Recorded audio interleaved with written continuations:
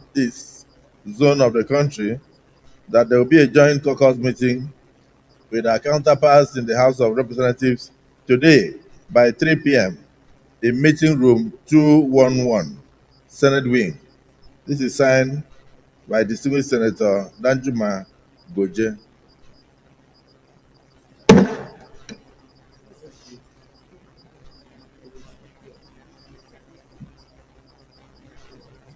Distinguished colleagues, let us acknowledge the presence of staff and students of Anglican Comprehensive Secondary School, Kubwa, in Abuja.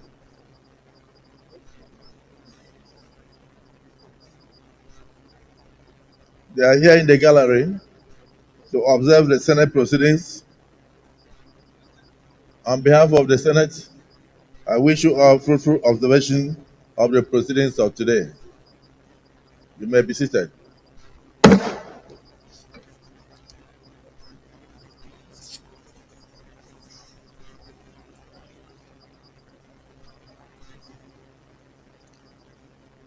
Distinguished colleagues, this is from distinguished Senator Kaka Shehu Lawan, Senior Advocate of Nigeria, SAN.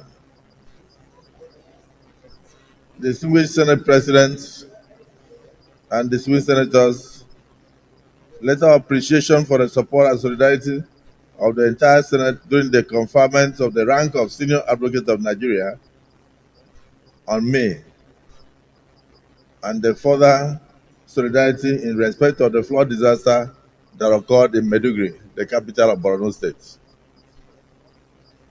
I write to express my profound appreciation, heartfelt gratitude to the leadership and the entire Senate of the Federal Republic of Nigeria for the immense support and solidarity shown to me and my constituents during the recent conferment of the rank of Senior Advocates of Nigeria on me, and also the flood disaster that ravaged most parts of Maiduguri recently. The Senate's overwhelming solidarity, both financial and otherwise, during these significant milestones speaks volumes about the unity, respect, and camaraderie and the shared vision that define the Nigerian Senate. At the investiture, so many senators turned up on the 30th of September 2024. This became a source of pride and honor to me and for the people of Borno Central Senatorial District. I'd like to commend and appreciate the leadership of the Senate for a timely visit to Borno State, especially Borno Central Senatorial District, in the wake of the devastating flood disaster that ravaged the entire area.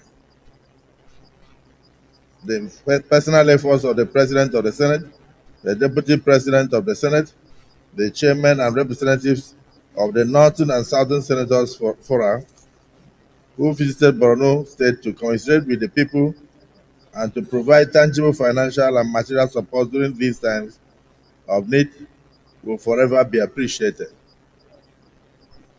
Your generous donations were able to alleviate the sufferings of the flood victims, exemplified by the Senate's deep concern for the welfare of the Nigerian people, and reinforce the leadership's commitment to promoting unity, peace, and development across the country. Your presence and actions have left indelible marks on the hearts of the people of Borno Central, and I'm confident that this spirit of cooperation and empathy will continue to uplift our nation, Nigeria, as we confront future challenges together. The Senate show of solidarity and generosity will be remembered as a symbol of unity that uplifts the ideals of the Nigerian Senate as a whole. On behalf of myself, the good people of Borno Central, and all well-wishers, I therefore extend my sincerest gratitude to Mr. President of the Senate, the entire Senate leadership, the entire members of the Senate, for your unwavering support, particularly to me, during my investiture as a Senior Advocate of Nigeria, and your compassion in intervening during the challenging times of the flood disaster in Meduguri. May you continue to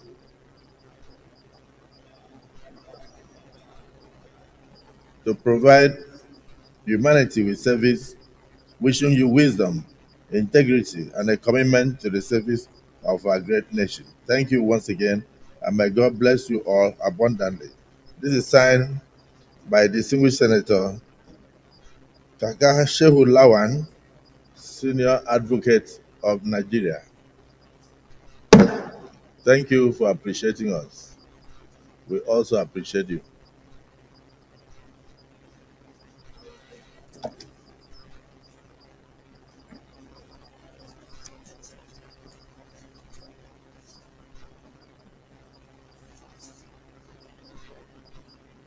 Any petitions?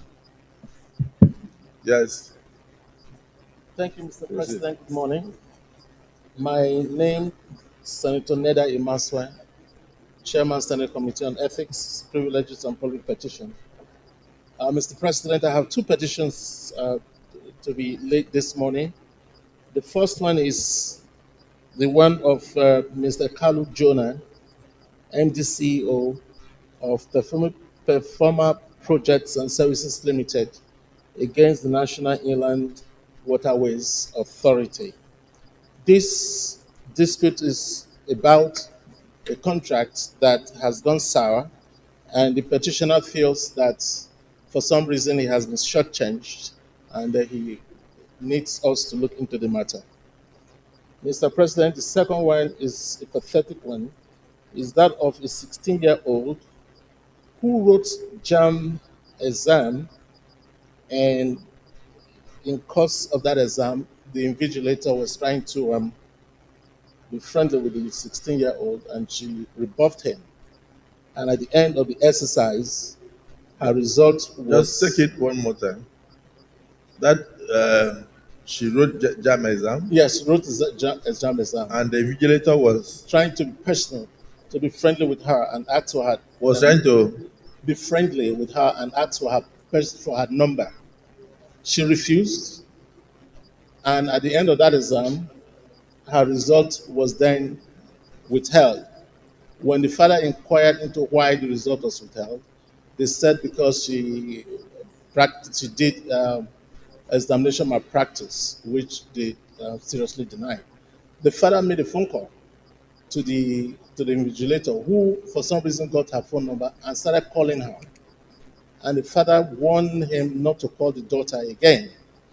And from there, everything went haywire, and her result is in jeopardy, and they have refused to release that result. And so the father wants us to look into the matter and see how the daughter, the 16-year-old future, can be put back on track, as this will seriously derail her academic pursuit. These are the two petitions, Mr. President, and with your permission, may I comment later? you may proceed to lay the petitions.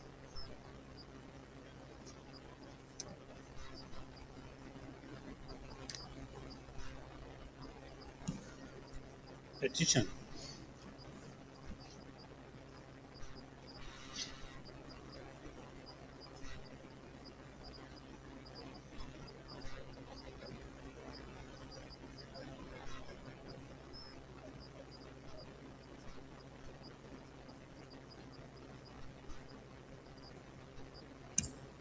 Petition.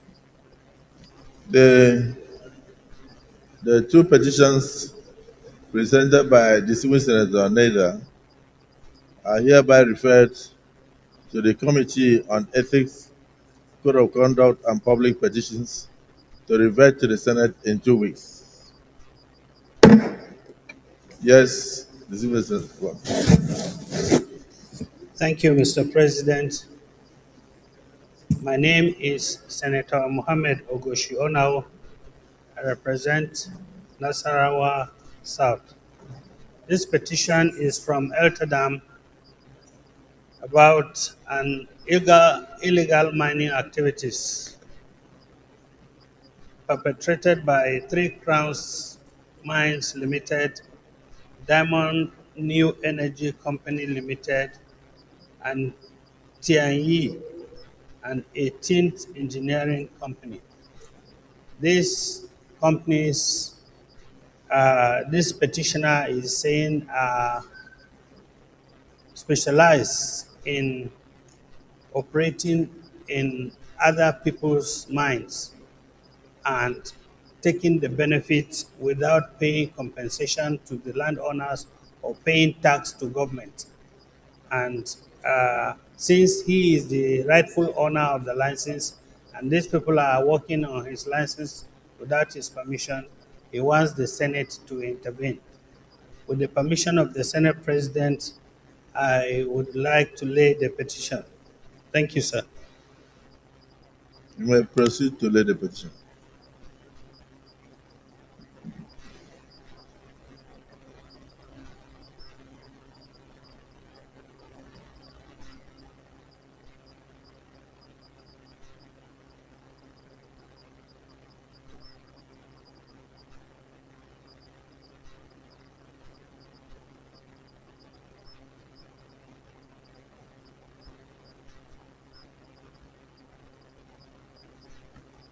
The petition by distinguished Senator Onaiwo is referred to two committees, one on solid minerals, and then, of course, Code of Conduct and Public Petitions, to revert to the Senate in 2 weeks. Point of order, Mr. President. Yes, point of order. Point of order, distinguished Senator Tony Way.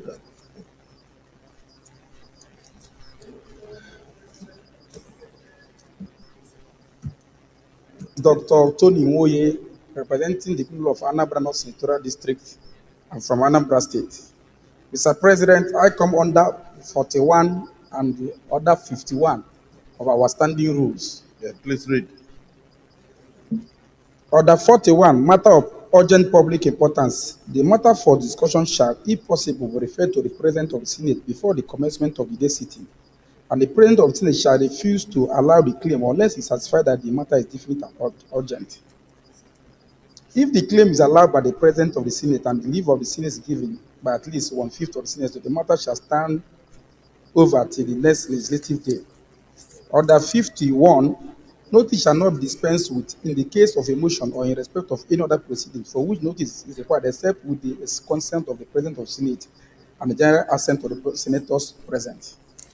These are the two orders I'm coming under, sir.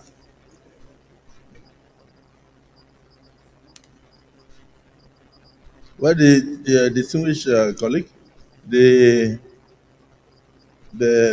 Dr. Tony Way had actually mentioned to me about this matter before the commencement of the day's sittings, and as stated in a rule, the matter shall, if agreed to by the floor, be referred to the next day for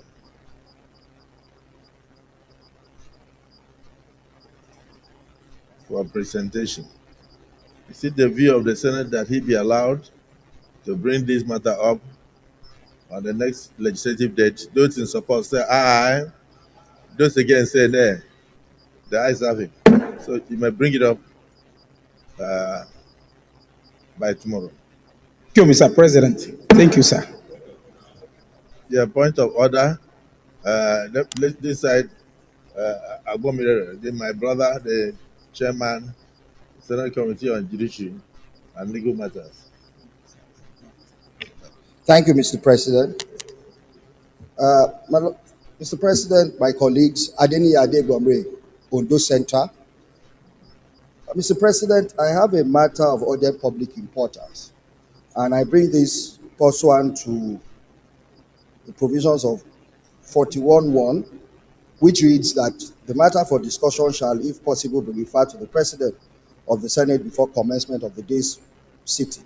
And the President of the Senate shall refuse to allow the claim unless he is satisfied that the matter is definite and urgent.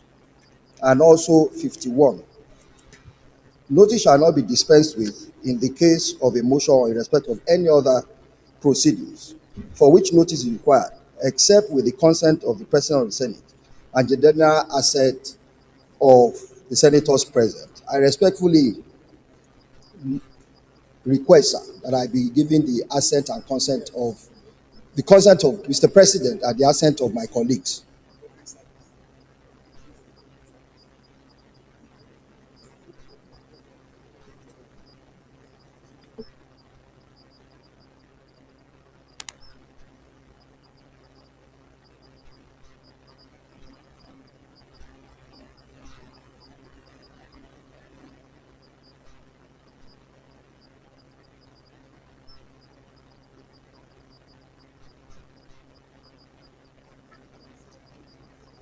Distinguished colleagues, the first chamber senior advocate of Nigeria and the chairman of judiciary has made a request. Those in support that he be allowed to proceed say aye. Those against say nay. The ayes have it. They may proceed. Thank you very much, Mr. President. My appreciation also goes to my colleagues. Mr. President, a matter of urgent public importance relates to the devastating flood that caused widespread destruction in Ondo town, in Ondo West local government area of Ondo Central Senatorial District of Ondo State.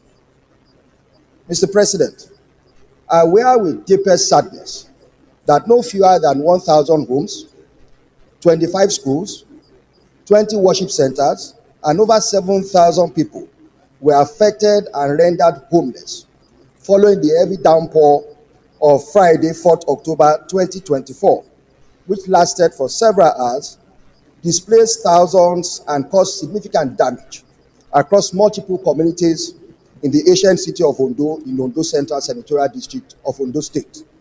Further aware that the flood affected Itanla, Oka, Odojomu, Okeodunwo, Bethlehem, Olori Shola, Fagun area, Jilandu area, Newtown Gani Street, Yaba Police Station, Ademulegun Road, Akure Ondo Expressway, Ife Road communities, amongst others, all in Ondo West local government area of Ondo State. Saddened by the impact of the natural disaster on the lives of the affected communities, especially the most vulnerable, including women, children, and the elderly. Some children were declared missing. Property worth millions of naira were destroyed. Residents of the affected communities now find themselves homeless by the flood disaster as their houses and vehicles in the affected areas were submerged. Further saddened that this pathetic situation has inflicted untold hardship on residents of these areas, particularly children, the elderly, shop owners, and small-scale business owners. Concerned that this situation, in addition to the loss of lives, property, and means of livelihood, has affected negatively the shelter, security, food, Medicare, clean water, electricity, and economic lives of the people, resulting in untold hardship. This has further exacerbated the already challenging economic situation of the affected persons who have suffered personal and commercial losses. Convinced that the utmost concern and purpose of government is the security and welfare of the people in line with Section 42(2)(b) of the 1979 Constitution of the Federal Union, there is therefore the need to act urgently, and therefore the prayers are as follows. 1. Request that the federal government of Nigeria conduct an urgent on-the-spot assessment of the area with a view to finding a lasting solution to the menace of flooding, which frequently occurs in the affected areas. 2. Request the National Emergency Management Agency to immediately mobilize relief materials to the people displaced by this devastating flood in Ondo West local government area of Ondo State. 3. Request the Federal Ministry of Power to ensure that Benin Electricity Distribution Company restores electricity supply to the affected areas. 4. Urge the federal government to develop a swift and robust response to natural disasters of this nature. May I respectfully, sir, move this motion, and I respectfully urge my colleagues to support me on this motion, as it has greatly and adversely affected residents of Ondo West local government, particularly Ondo town. Thank you very much, Mr. President.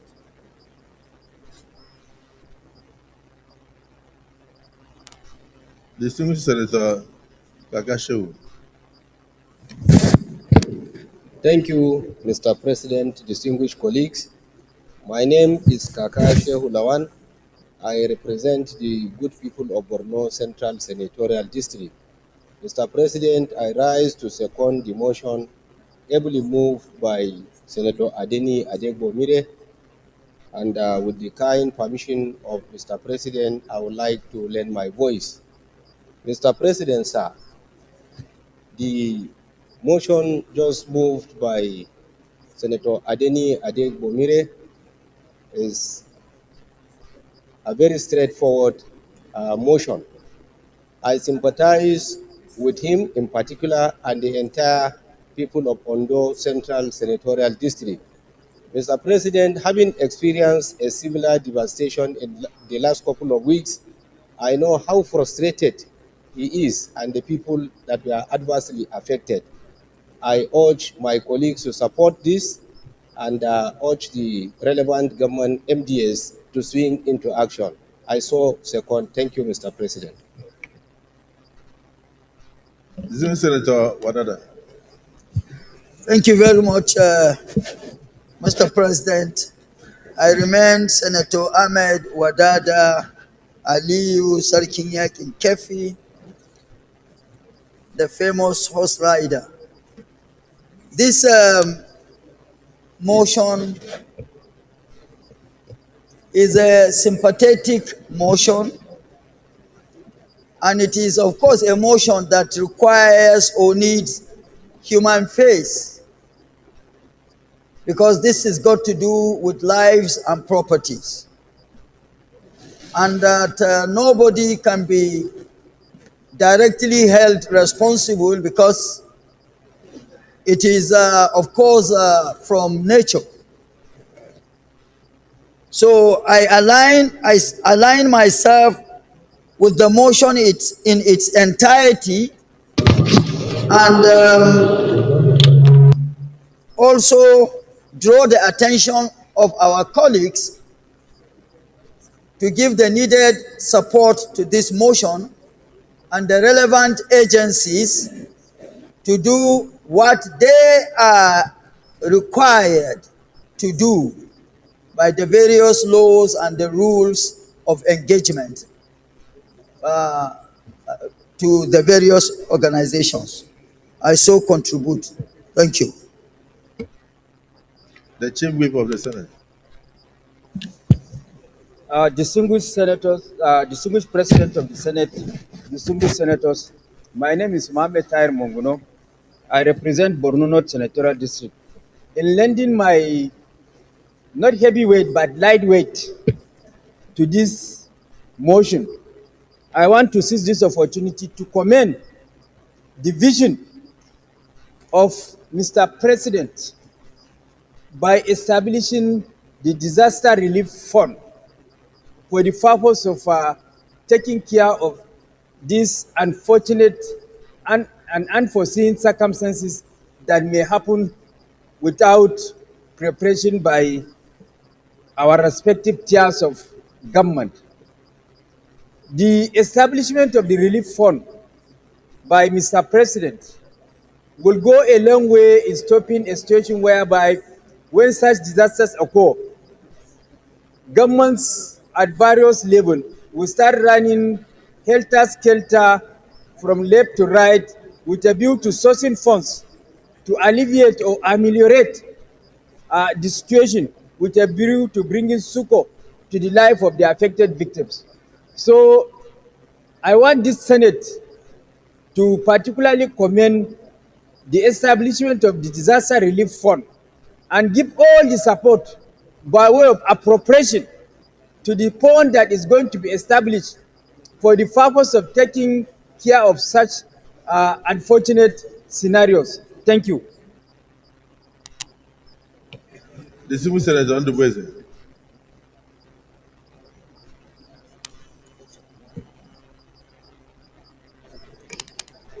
Thank you, Mr. President.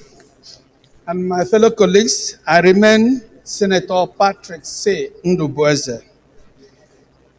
Please, this motion spelled out the pathetic story of our fellow Nigerians in Ondo State, in particular, Ondo West and Ondo Town. From what I've read here, we don't need much debate or discussion on it. Rather, I will urge our colleagues,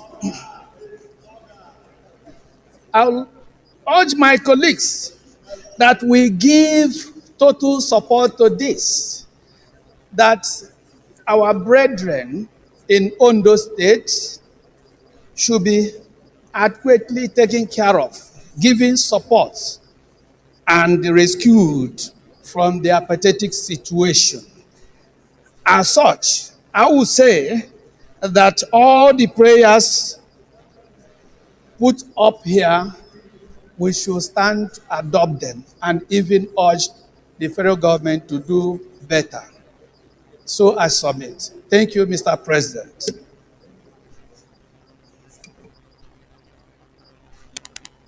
Distinguished Professor Adi.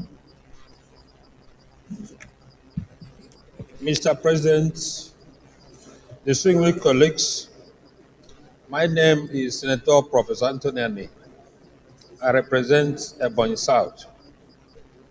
I want to join others in supporting the motion moved by our own very son. All the issues raised there are very vital, and I wholeheartedly support them. This is a natural disaster, and no one has control over it.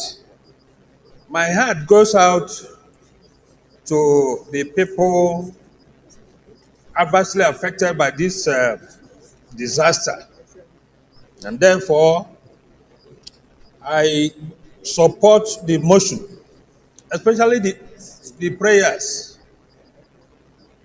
I'm of the opinion that all the prayers should be religiously employed. In particular, the last prayer that says, urge the federal government to develop a swift and robust response to natural disasters of this nation. In doing this, it will help to take care of this type of disaster when it happens in any location of this country. Mr. President, distinguished colleagues, I so support.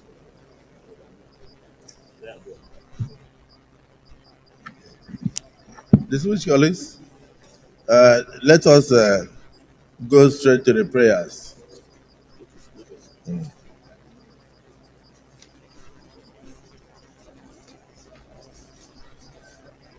Request, prayer one, request that the federal government conduct an urgent on-the-spot assessment of the area with a view to finding a lasting solution to the menace of flooding, which frequently occurs in the affected area.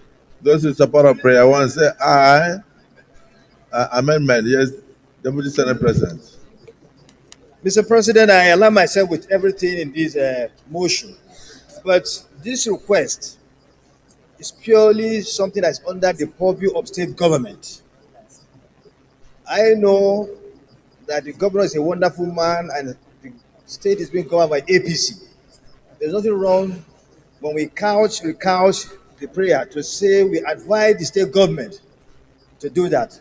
So I read as follows, that the state government is advised to conduct an urgent on-the-spot assessment of the area with a view to finding a lasting solution to the menace of flooding which frequently occurs in the affected areas. I move. Any seconder? Mr. President, I so support the amendment moved by Deputy Senate President. Distinguished colleagues, an amendment has been made by the Deputy Senate President and seconded by our leader, Ashiru, on prayer one. Those in support of the amendment say aye. Those against say nay. The ayes have it. So we refresh the amendment, we refresh the prayer to read, request the Ondo State government to conduct an urgent on-the-spot assessment of the area with a view to finding lasting solution to the menace of flooding which frequently occurs in the affected areas. Those in support of prayer 1 as amended say aye. Those against say nay. The ayes have it. Prayer 2. Request the National Emergency Management Agency, NEMA, to immediately mobilize relief materials to the people displaced by this devastating flood in Ondo West local government area in Ondo State. Those in support of prayer 2 say aye. Those against say nay. The ayes have it. Prayer 3. Request the Federal Ministry of Power to ensure that Benin Electricity Distribution Company, BEDC, restores electricity supply to the affected areas. Those in support of prayer 3 say aye. Those against say nay. The ayes have it. Prayer 4. Urge the federal government to develop a swift and robust response to natural disasters of this nature. Those in support of prayer 4 say aye. Those against say nay. The ayes have it. Let me thank our distinguished brother, uh, distinguished Senator Adeniyi Adegbomire, Senior Advocate of Nigeria, for bringing this to the fore, and pray that those who have been displaced, over 7,000 people displaced from their homes, and so many communities affected, will find succor, and that there will prompt adherence and compliance with the resolutions of the Senate so passed. Our hearts go out to them, and we condole with those who probably lost their lives in the disaster. The point of order, Senator Bino Sherry. Thank you, Mr. President, distinguished colleagues. My name is Bino Siaro, Adama South.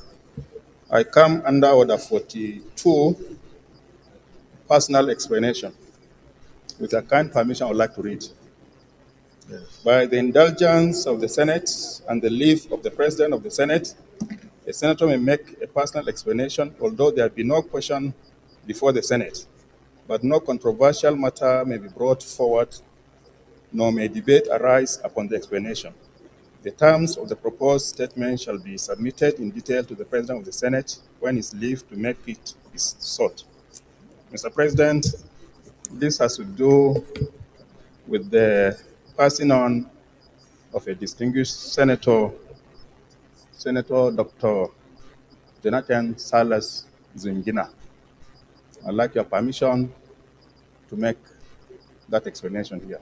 Thank you. Distinguished Senator Bino Siaro, by the indulgence of the Senate, distinguished colleagues, you've heard him.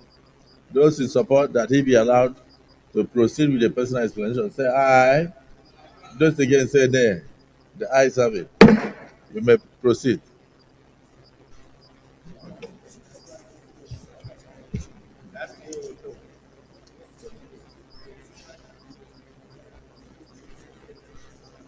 Mr. President, distinguished colleagues, again, I'm Dino Siaro, Adama South.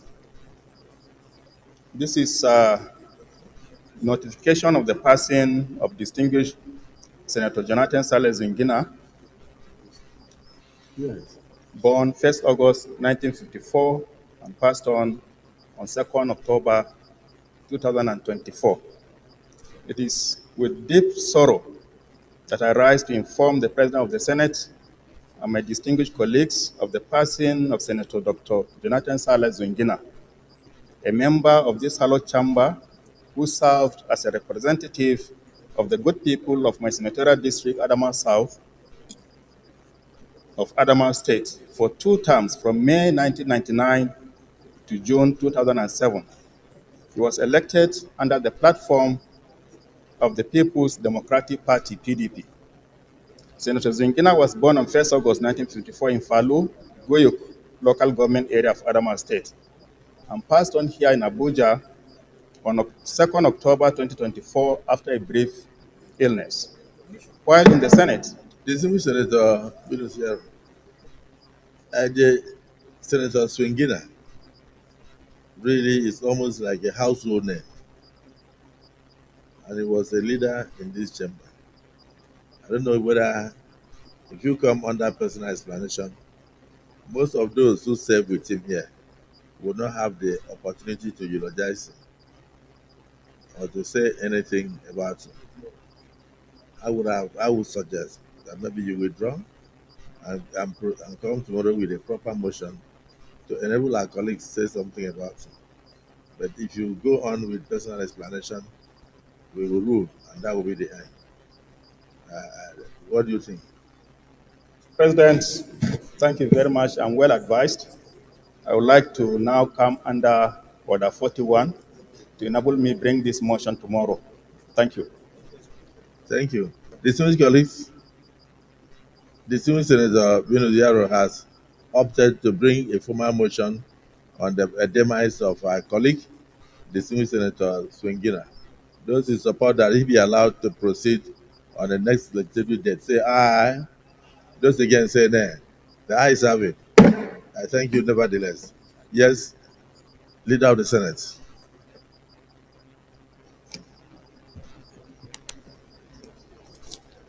Mr. Senate President, distinguished colleague, the first business of the day is presentation of the House bill standing in the name on Chartered Institute of Human Capital Development of Nigeria, Bill 2024 HB 1261. Mr. President, you may wish to invite the Clerk of Senate to read the short title of the bill. Clerk of the Senate.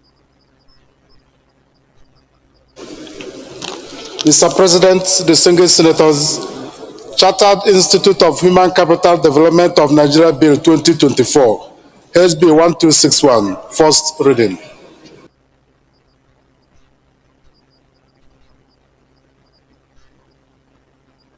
Distinguished colleagues, Chartered Institute of Human Capital Development of Nigeria Bill 2024, HB 1261, first reading taken. Leader of the Senate. Mr. President, distinguished colleague, the second business of the day is presentation of a bill standing in the name of Senator Simon Bako Lalong on the National Council for Traditional Rulers Establishment Bill 2024 SB 548.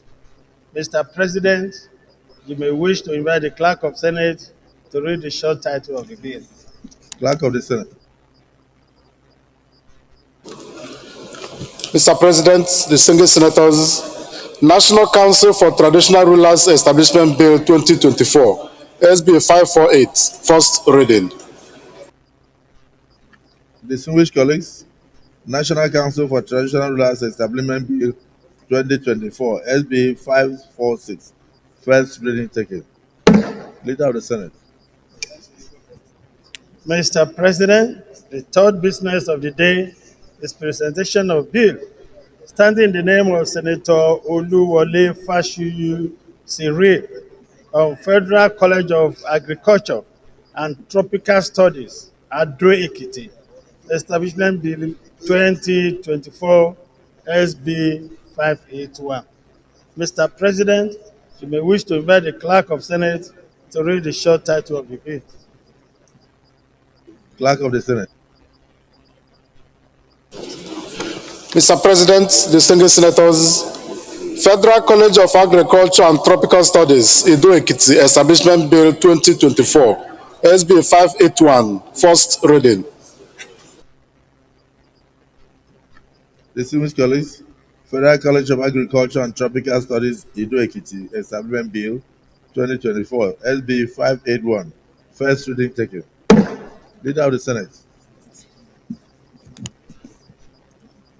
Your Excellency, Mr. Senate President, the fourth business of the day is presentation of a bill standing in the name of Senator Fadamsi Adenibe Francis on Federal Orthopedic Hospital Act Amendment Bill 2024 SB 582. Mr. President, you may wish to invite the Clerk of Senate to read the short title of the bill. Clerk of the Senate.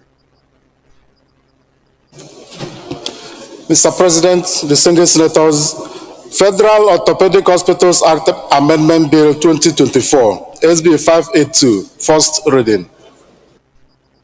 Distinguished colleagues, Federal Orthopedic Hospitals Act Amendment Bill 2024, SB 582, first reading taken. Leader of the Senate. The Senate President, the fifth business of the day is presentation of bill standing in the name of Senator Adebule Idayat Oluranti on Land Use Act Amendment Bill 2024, SB 587. Mr. President, you may wish to invite the Clerk of Senate to read the short title of the bill. Clerk of the Senate. Mr. President, distinguished senators, Land Use Act Amendment Bill 2024, SB 587, first reading. Distinguished colleagues, Land Use Act Amendment Bill 2024, SB 587, first reading taken. Leader of the Senate. Your Excellency, the Senate President, the sixth business of the day is the presentation of bills standing in the name of Senator Kalu Oji Uzo on Electoral Act Amendment Bill 2024, SB 588. Mr. President, you may wish to invite the Clerk of Senate to read the short title of the bill. Clerk of the Senate. Mr. President, distinguished senators, Electoral Act Amendment Bill 2024, SB 588, first reading. Distinguished colleagues, Electoral Act Amendment Bill 2024, SB 588, first reading taken. Leader of the Senate. Your Excellency, the first order of the day is the second reading of a bill standing in my name and Senator Uzinaso Osita on the Investment and Security Bill 2023 SB 128. Distinguished senators will recall that the bill was read the first time in this chamber on Wednesday, 4th October 2023. Mr. President, with your permission, I move that the bill be read the second time.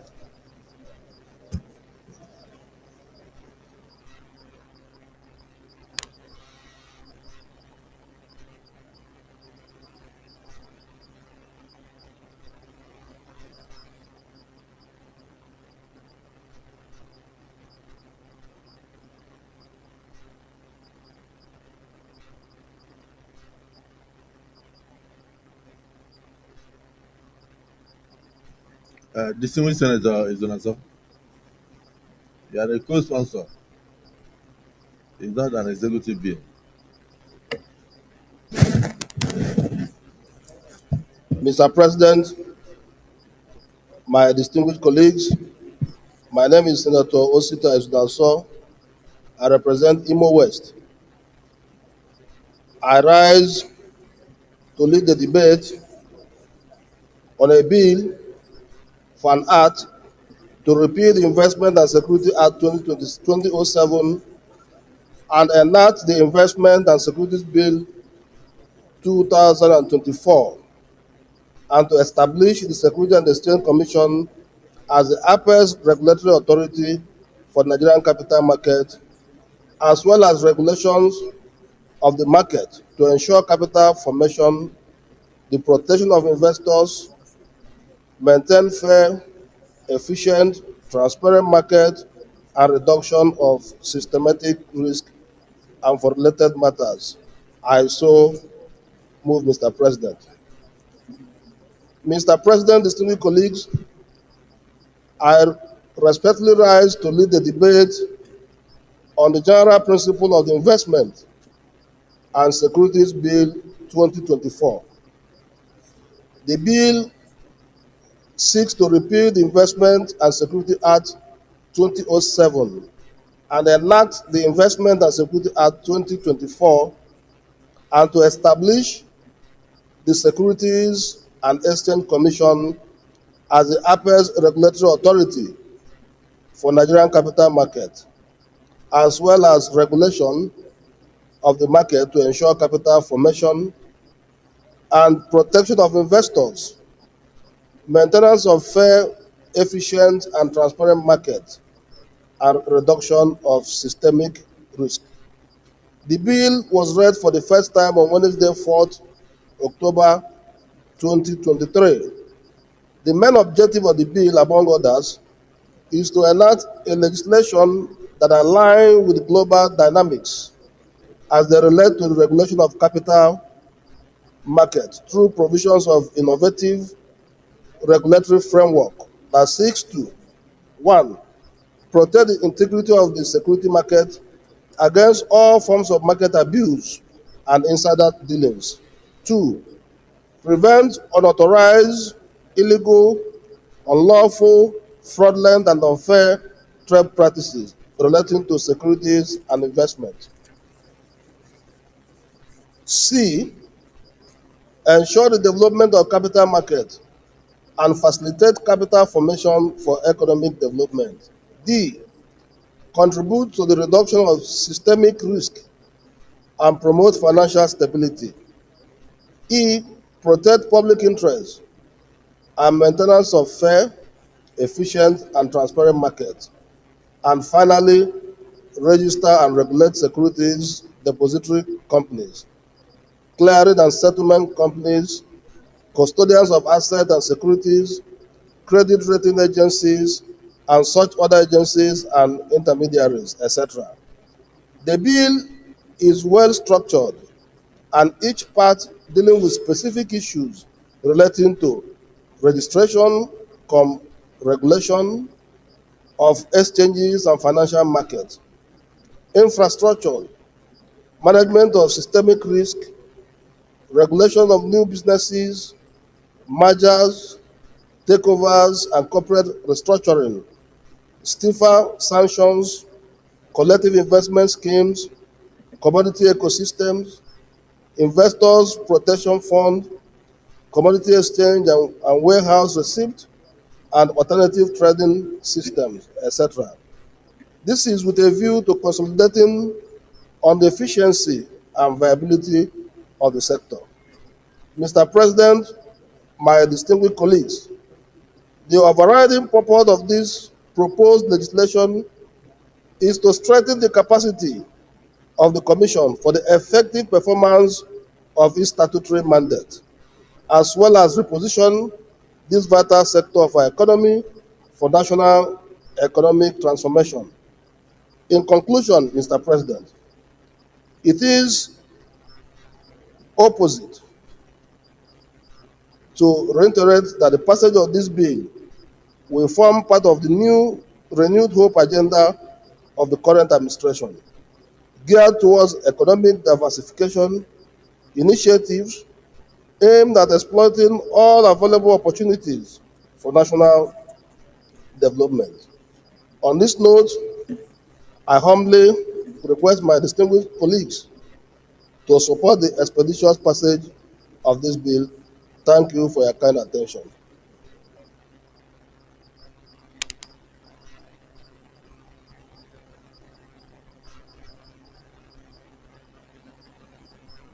Distinguished Senator Issa Jibrin, this has a lot to do with accounting. Your Excellency, the President of the Senate, very distinguished colleagues, I am Issa Jibrin, representing the very good people of Kogi East. Your Excellency, first I want to thank the Chairman of the Committee on Capital Market for bringing this issue to the fore. We've been having problems in terms of definite assignments that the Securities and Exchange Commission is supposed to carry out, okay, to ensure the Nigerian capital market functions effectively. There has been overlaps For example, the management of unclaimed dividends is supposed to be the function of the Securities and Exchange Commission. But I understand that the Central Bank of Nigeria believes that it is properly placed to handle that assignment. I've just given an example. So this amendment is very important to ensure that the Securities and Exchange Commission does its job in line with the global best practice. These functions are specific to Securities and Exchange Commission. They have the manpower, they have the capacity to handle. But when you allow other regulatory authorities to encroach on their territory, there are problems of regulation. There are problems of who should be held responsible for what. So I believe that this bill is timely, and that at the end of the day, it will make the Securities and Exchange Commission to function effectively in line with the global best practice. I so submit. Thank you, Excellency. Yes, distinguished Senator Hosanna. Joanna?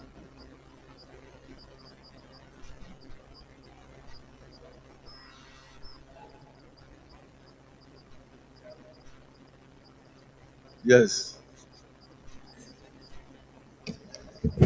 Thank you, Mr. President. My name is distinguished Senator Anthony Siakoyaro, representing the good people of Gombe South. Mr. President, I stand to lend my voice to this debate to say that it is very timely and well structured. Thank you, Chairman, Committee on Capital Markets. Security and Exchange Commission, they have specific functions and roles to play. This bill brings right square pegs in the square holes. That's what this bill stands to do.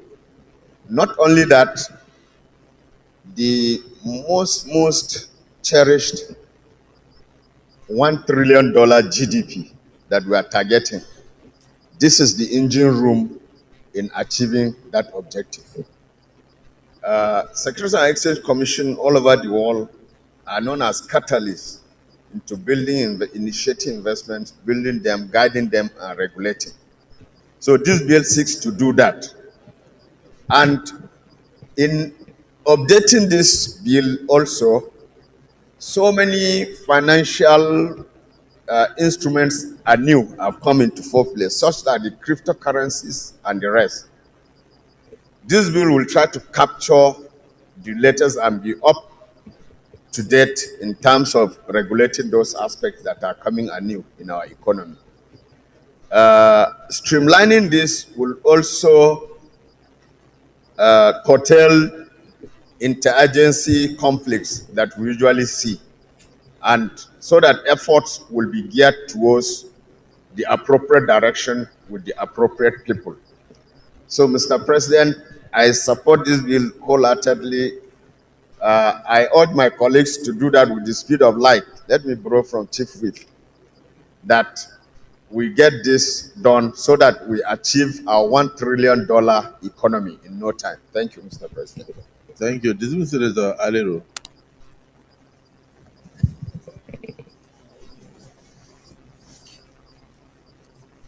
Thank you, Mr. President, distinguished colleagues. My name is Mohammed Adam Alero. I rise to give my support to this very important bill sponsored by distinguished Senator Osita, Chairman of the Capital Market. Yes. This bill, Mr. President, is very timely in the sense that the capital market, as presently constituted, need to be reorganized because of some fraudulent practices that are happening in the capital market. He has already mentioned insider abuse, which is very prevalent. And this has caused the lack of confidence of investors into the capital market. With what is being proposed, it will certainly restore investor confidence. Secondly, Mr. President, the foreign direct investment that is badly needed in Nigeria will be stimulated with this amendment that is being proposed. Investors coming from abroad, if they see that their money is safe, they will certainly come and invest. But if their money is not safe, they will shy away from capital market. So for that reason, this bill should be supported by everybody. And it's a way of expanding our economy, like what the previous speaker has mentioned. We want a $1 trillion economy. There is no way we can have $1 trillion economy if we don't have foreign direct investment, if we don't have manufacturing sector being expanded in Nigeria. And the only way to do it is to promote massive production. And massive production can only come from massive investment in the capital market, as well as companies and other related commercial ventures. So this bill is so important, and it should be supported by everybody. And the transparency that will be brought into the capital market will be so apparent that everybody will rush and start investing. So I wholeheartedly support this very important bill, and I urge all my colleagues to do the same. Thank you very much. Distinguished Senator Wadada. Thank you very much, Mr. President. I am Senator Ahmed Wadada Aliyu, distinguished colleagues. I represent Nasarawa West Senatorial District. Talking about capital market, the roles that capital market plays in economic growth and development all over the world cannot be overemphasized. And Securities and Exchange Commission here as the apex regulator of the capital market. Let me say this. Regulation is about enforcement and compliance. A regulator must be enveloped by these two things: enforcement and compliance. You enforce the law and ensure that the law is being complied to. So if we have a viral, strong, well, lawfully equipped regulator, then the system will be better. And talking about $1 trillion economy, foreign direct investment, yes, of course. This amendment will strengthen the regulator. But let me, before talking about foreign direct investment, investors will not come just because your country is beautiful. No, investors will come when they see the viability of your jurisdiction. And the viability of your jurisdiction should and must have to do with how effective the regulatory body of that, the issue at stake is concerned. The amendment will not only encourage the foreign direct investment, but it will as well see to the fullest utilization of some veritable instruments that are new in the market. Within our jurisdiction today, we have the REITs, Real Estate Investment Trust Scheme. We have mortgage-backed securities. These are all new instruments introduced into the market, and they are not well known or well understood by our citizens. And nobody comes to grow you. You grow yourself first before one comes to add to it. So there is every need for Securities and Exchange Commission as the apex regulator of the market, and the primary, secondary regulator, the Nigerian Stock Exchange, the two should do all they can to really send out that knowledge, that information, that, that have got to do with these new instruments introduced into the market, so that Nigerians will understand better what these instruments are, as to what they can do, and for better patronage or patronization of the market. I so contribute, Mr. President. Yes, this is the Senator Abiru. Thank you, Mr. President, and my distinguished colleagues. My name is Senator Adetokunbo Abiru, and I represent Lagos East. I also would like to lend my voice to the second reading of the bill to repeal the Investment and Securities Act 2007. And for all of the right reasons that my colleagues too have advanced, I would just like to add that, as we all know, the Investment and Securities Act guides the operations of the capital market. And of course, the capital market is the market for both medium and long-term funding that is typically sustainable for development. For an environment like ours, we are in a time when we have very high interest rates and, of course, short-term funding provided by most banks. Now, enhancing the capacity of the capital market, I believe very strongly, will help us, attract the stable funding that is required in developing most economies. So this bill will support both long-term funding, which are very, very stable, medium-term funding that are also equally stable and are also most desirable for the kind of economy that we are growing and that we also expect. So, Mr. President and my distinguished colleagues, I think that this bill will not only bring about the discipline around and the evolution, the improvement in this particular market, it will also enhance the capacity of the regulator, because I also understand, from what the chairman said, this is also an attempt to strengthen the capacity of the regulator, which is the stock exchange. And of course, I've also heard of the various types of securities that can be issued. They mentioned the commodity exchange and other financial instruments. So on my part too, I also lend my support to the second reading of this bill. Thank you, Mr. President, and my distinguished colleagues. Thank you. Is there anybody that is opposed to this bill being read a second time? No. So let me thank my distinguished colleagues for their contributions, and particularly thank the mover of the motion, the distinguished Senator Yusunaso. And one of the things that interests me is what you pointed out here: reduction of systemic risk. Reduction of systemic risk.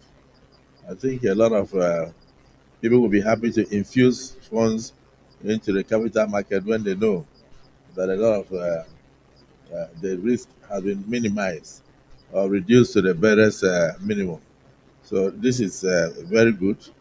So I thank everybody, because there's really nobody that says that a bill should not proceed to the second level. So let me put the question. Those in favor that this bill be now read a second time, say aye. Those again, say nay. The ayes have it. Clerk of the Senate. Mr. President, distinguished senators, a bill for an act to repeal the Investment and Securities Act 2007, Act number 29, 2007, and enact the Investments and Securities Bill 2024, and to establish the Securities and Exchange Commission as the apex regulatory authority for the Nigerian capital market, as well as regulation of the market to ensure capital formation, the protection of investors, maintain fair, efficient, and transparent markets, and the reduction of systemic risks, and for related matters 2024, SB 128, second reading. Distinguished colleagues, a bill for an act to repeal the Investment and Securities Act 2007, Act number 29 of 2007, and enact the Investments and Securities Bill 2024, and to establish the Securities and Exchange Commission as the apex regulatory authority for the Nigerian capital market, as well as regulation of the market to ensure capital formation, the protection of investors, maintain fair, efficient, and transparent market, and reduction of systemic risk, and for related matters thereto. 2024. Second reading taken. The bill is now referred to the Committee on Capital Market and to report back to the Senate in 4 weeks. Leader of the Senate. Your Excellency, Mr. Senate President, the second order of the day is the second reading of Federal University of Agriculture, Akure, Ondo State, Establishment Bill 2024 SB 436. Distinguished senators will recall that the bill was read for the first time in this chamber on Wednesday, 15 May 2024. Mr. President, you may wish to invite Senator Adegbomire Adeniyi Ayodele to move the motion for the bill to be read the second time.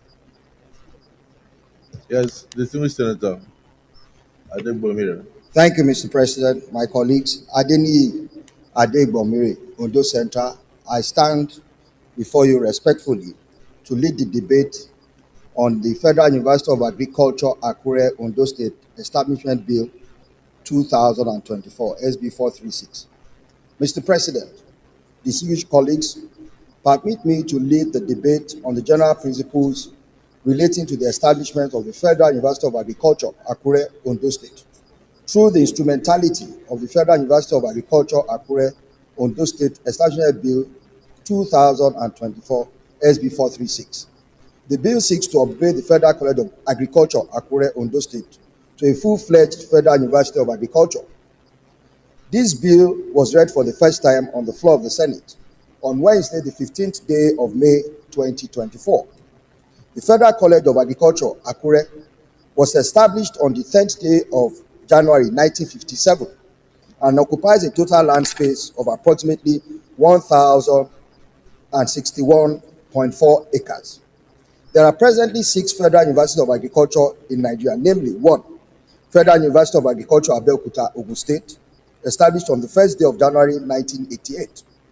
Joseph Siswan Taka University, Makurdi, formerly Federal University of Agriculture, Makurdi, Benue State, established on the 1st day of January 1988, but renamed on the 14th day of July 2019. It presently occupies the former premises of the Federal College of Agriculture, Makurdi. Michael Okpara University of Agriculture, Umodike, Abia State, established on the 13th day of November 1992. It presently occupies the former premises of the Federal College of Agriculture, Umedike. The Federal College of Agriculture has now been relocated to Ishagu, Ebonyi State. Federal University of Agriculture, Mubi, Adamawa State, which was recently established. Federal University of Agriculture, Zuru, Kebbi State, was established in September 2020. Interestingly, this university was also a college of agriculture, and the bill to upgrade it to a University of Agriculture, Zuru, Kebbi, was sponsored by His Excellency, Deputy President of the Senate, Senator Barrow Jibril, and passed on the 21st day of April 2019. Lastly, Federal University of Agriculture, Bazambiri, Bayelsa State, established in 2023. Mr. President and my distinguished colleagues, I have found it necessary to set out the names and years of establishment of the 6 Universities of Agriculture in Nigeria in order to show that given our challenges in food production and the quest to improve sale, Nigeria does not have enough Federal University of Agriculture to train and educate persons in the knowledge required to ensure that Nigeria is self-sufficient in food production. Nigeria still needs to train several persons to personnel in the modern methods of food production.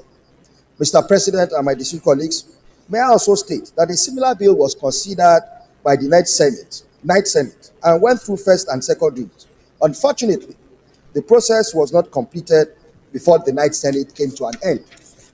Mr. President, I respectfully appeal to you and my distinguished colleagues that it is in the best interest of Nigeria that the Federal University of Agriculture, Akure, Ondo State, be established.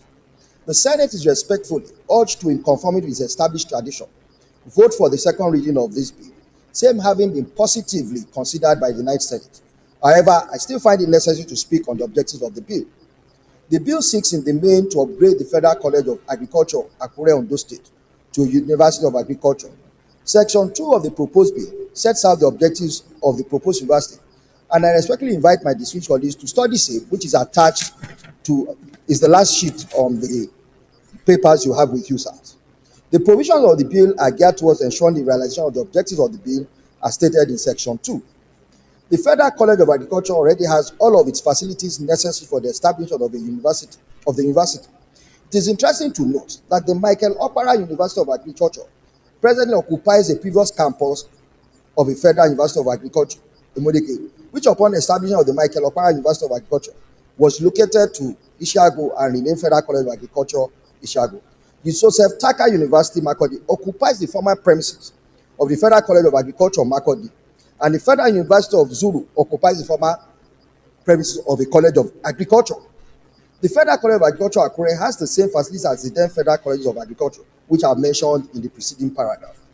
This bill does not propose the creation of another Federal College of Agriculture to be established upon the upgrade of the present Federal College of Agriculture into a university. The intended Federal University of Agriculture shall be located on the present premises of the Federal College of Agriculture, Akure, with no replacement College of Agriculture. This has been deliberately proposed given the present economic realities of Nigeria. The establishment of the Federal University of Agriculture, Akure, Ondo State, would therefore cost next to nothing to establish. Precedents already exist in the establishment of the above-mentioned University of Agriculture. The establishment of the University of Agriculture in Akure will go a long way in ensuring that Nigeria continues to ensure that diverse opportunities are provided for its citizens who are interested in boosting the country's food production. It would enable such citizens to learn the most advanced methods of improving food production. May I therefore respectfully appeal to all my distinguished colleagues of the Senate of the Federal Republic of Nigeria to support the second reading of this very important bill. I so move. I am most grateful, sir. Thank you, sir. Dismissed, Senator Idris Agba. Mr. President and my distinguished colleagues, my name is Senator Jide Ikinshagba, representing the good people of Ondo North Senatorial District.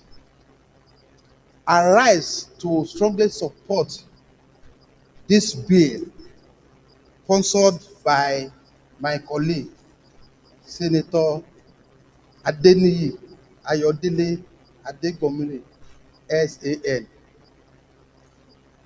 This bill is very hard for this moment because Nigeria is in the era of moving from a monolithic economy to another set of economy that can offer us a substitute to oil and gas.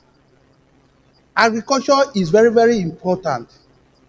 In view of this bill is addressing most important thing about agriculture on how we can strengthen agriculture to enhance food production. Because without food, there is no human being existence. You need food to move around. And outside this university, by its establishment, will offer people job opportunity. We give people knowledge. And it will take people out of the streets.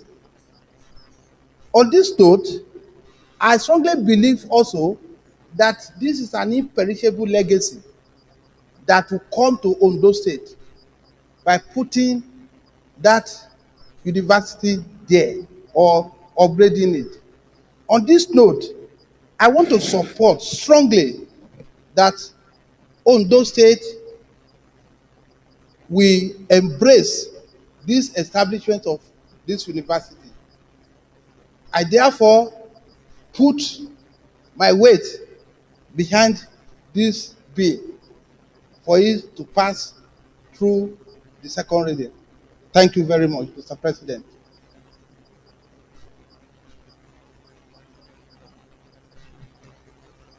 The SARS, Under Secretary of State. Mr. President, distinguished colleagues, my name is Shoaib Afolabi Salisu. I represent the good people of Ogun Central Senatorial District. Mr. President, this bill should enjoy the overwhelming support of all of us. We will recollect that there was a time in this country that the economy of the northern part of the country was based on granite pyramid. In the southwest, we had cocoa that was used to fund the establishment of such institutions as the then University of Ife, now called Obafemi Awolowo University. The eastern part of our country was known for palm oil. All of this was as a result of the focus that was put on agriculture. More than any other time, this is the time our country needs to turn back into agriculture, but not the subsistence farming that we are used to. And therefore, the universities of agriculture, if I have my way, every state must have a university of agriculture in order to get the very full benefit of the value chain that the agriculture provides in terms of employment for our teeming youth, in terms of earning foreign exchange, and of course, to boost the production capability of our economy. This particular school that we seek to upgrade by this bill, the University of Agriculture the School of Agriculture was established in 1957, and this school played a very pivotal role in the agricultural booming that was experienced in the southwest. Therefore, I want to fully support this bill to transform this College of Agriculture into a full-fledged Federal University of Agriculture. And I say this from experience. I am from Ogun Central. We are host of Federal University of Agriculture at Abeokuta. Between the time it was established in 1988 and now, this university has become the #1 Federal University of Agriculture in Africa and #7 in the world. I have no doubt that if we will support the transformation of the College of Agriculture in Odo to a Federal University of Agriculture, it will also perform the same feat, creating an ecosystem for our farmers, for our teeming youth, and for our economy. I therefore wholeheartedly support the bill, and I also urge my colleagues to so support that the College of Agriculture in Ondo should be turned into a full-fledged Federal University of Agriculture in order to get the full benefit. I so support, Mr. President. Yes, this is the Chief Whip. Thank you, Mr. President. Distinguished Senators, my name is Mohamed Tahir Munguno. I support the second reading of this bill on the ground that what is good for the goose is good for the gander. The sponsor of this bill in his submissions alluded to the fact that similar institutions in other parts of the country have metamorphosed into a full-fledged Federal University of Agriculture.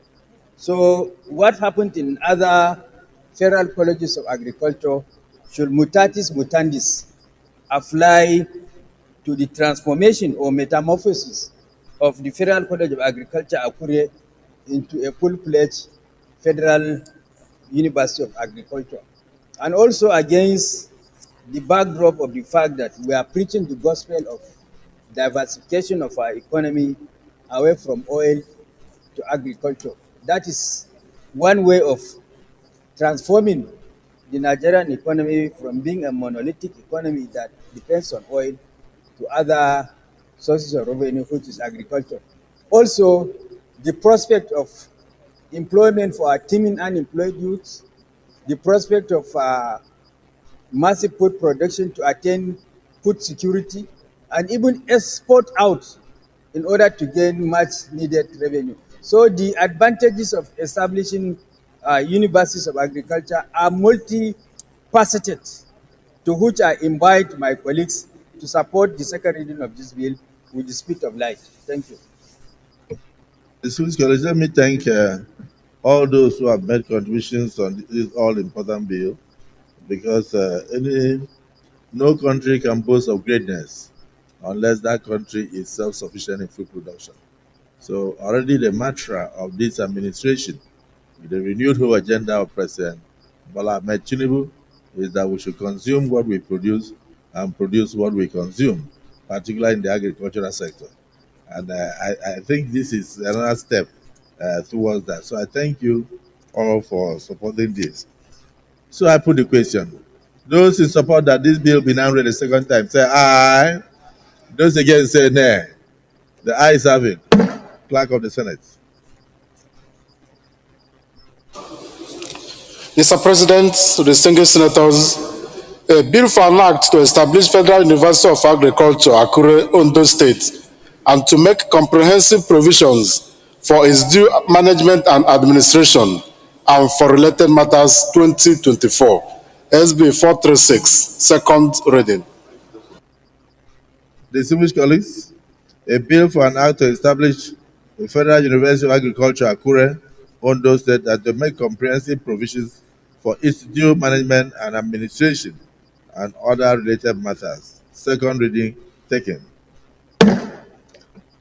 This bill is now referred to the Committee on Tertiary Institutions and TED Fund to report back to the Senate in 4 weeks. Leader of the Senate.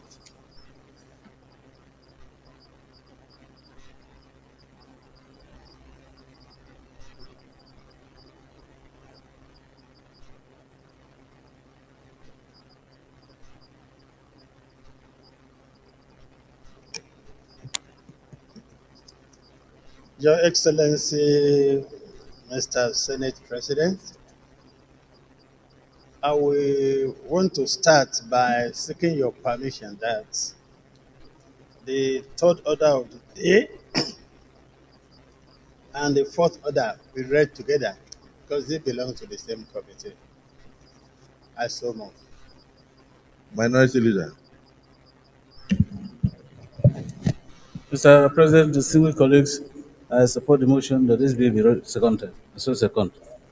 Distinguished colleagues, the leader has moved that the third and fourth orders of the day be joined and read together. Those in support say aye. Those against say nay. The ayes have it. You are the leader of the Senate. You may proceed. Your Excellency, Mr. Senate President, the third order of the day is presentation and consideration of report of Committee on Tertiary Institutions and TED Fund on Federal University of Technology, Ilaro Establishment Bill 2024, SB 345.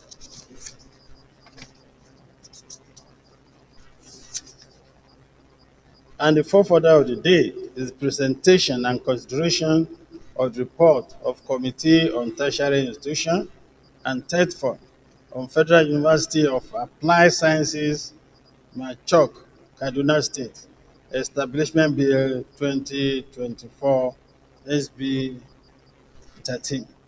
The distinguished senators will recall that this bill was referred to committee on Thursday, 29th February 2024.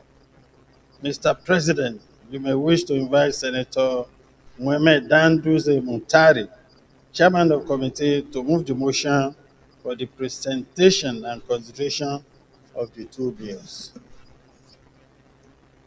Distinguished Senator Danduze for the presentation of the two reports.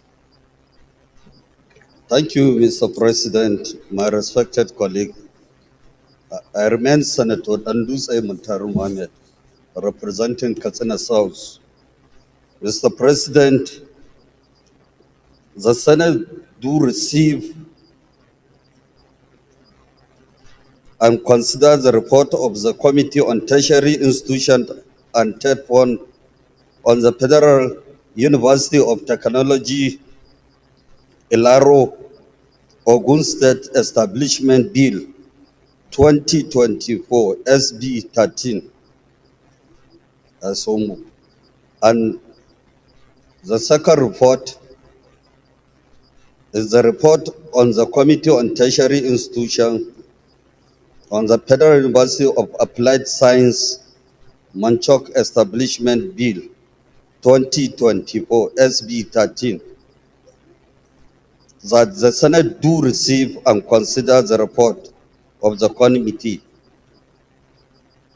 on the Federal University of Applied Science Manchok Establishment Bill 2024 SB 13.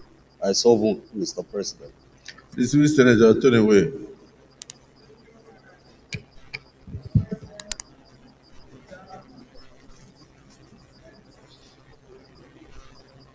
Representing the good people of Anambra North, I hereby second the motion for the consideration of Report 1 and Report 2 as it concerns Federal University of Technology, Ilaro, Ogun State, and Federal University of Applied Science, Mashok, in Katsina State, as moved by my chairman, Senator Mohammed Danduse Mutare, as a second.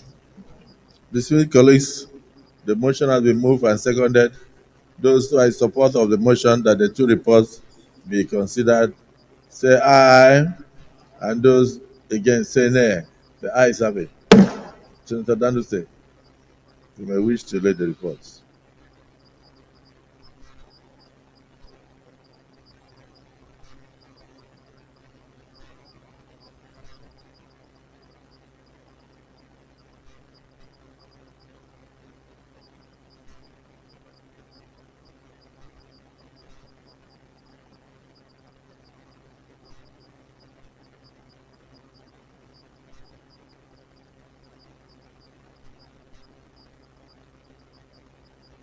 Thank you, Mr. President. My respected colleagues, the report on the Federal University of Technology, Ilaro, to make a comprehensive provision for its due management and administration was brought to the plenary on the 29th February 2024, debated on the general principles. After extensive deliberations, the bill was read for the second time and referred to the Senate Committee on Tertiary Institution and Third Form for further legislative action via Senate Order of Referral date Thursday 29th February 2024 and to report back with its recommendation. The objective of the bill is to provide for the upgrading of Federal Polytechnic Ilaro to a full-fledged Federal University of Technology by providing institutional requirement for running a world-class Federal University of Technology with a view to spread educational infrastructure need of Nigeria while balancing access to education among diverse and multicultural demographies in the country to the context and relative equilibrium, thereby closing up the gap in technology need and know-how required to complete favorably with the rest of the world. So, distinguished colleagues, just go straight into your observations and conclusions.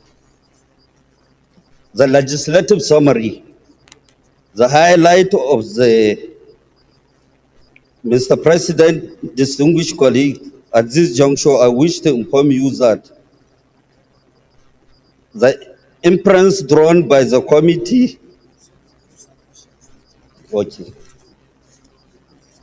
the observation of the committee from the view expressed by the stakeholders in the public hearing, subsequent analysis of the both oral and written presentation of memorandum, the stakeholders at the public hearing unanimously subscribed to the content of the draft bill and supported the passage of the bill by the National Assembly. The upgrade of Federal Polytechnic Ilaro to a full-fledged Federal University of Technology, Ilaro, Ogun State. Also, the upgrade will serve as a boost in the acquisition of science and technology. The knowledge and skills that will be required by the graduate from the envisaged upgrade of Federal Polytechnic. Recommendation: the Senate Committee on Tertiary Institution and Third Fund, to which the bill was referred, have carefully considered same hereby that the Senate do consider and pass the bill for upgrade of the Federal Polytechnic Ilaro, Ogun State, to make a comprehensive provision for its due management and administration and other matters connected with 2024 as recommended. Thank you, Mr. President, my respected colleagues, for this very important bill. Can I go to? Okay. Any observation? Thank you, Mr. President. Since it's a consolidation, it's okay. Your argument has covered both. Okay. Any observation? None. Okay. The leader of the Senate, you may wish to move that we resolve into committee of the whole to consider the reports. Your Excellency, Mr. Senate President, I stand to move that the Senate resolve into committee of whole to consider the report. The minority leader. Mr. President, distinguished colleagues, I support the motion that the Senate resolves into a committee of the whole to consider the report. I so second. Distinguished colleagues, the motion has been moved and seconded. Those in support say aye. Those against say nay. The ayes have it. We now resolve into committee of the whole to consider the two reports.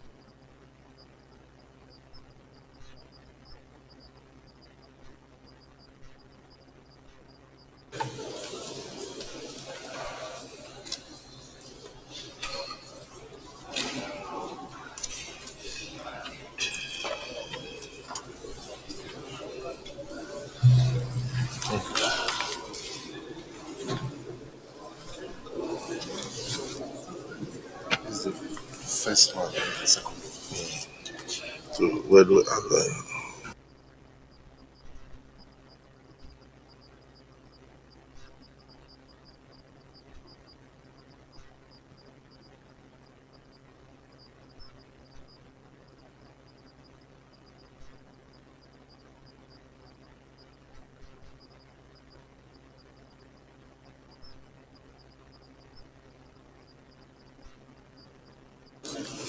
distinguished colleagues, an act to provide for the establishment of the Federal University of Technology, Ilaro, to make comprehensive provisions for its due management and administration and for related matters 2024, SB 84.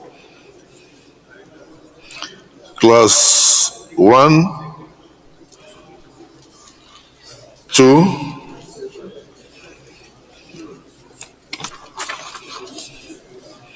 3, 4,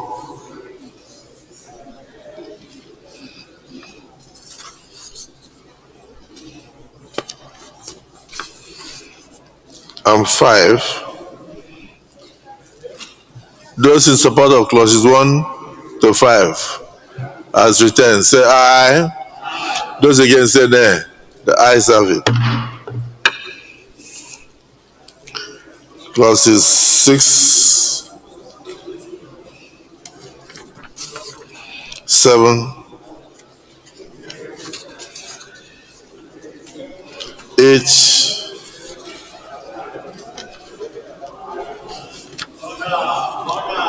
9, 10. Those in support of clauses 6 to 10 as provided herein say aye. Those against say nay. The ayes have it.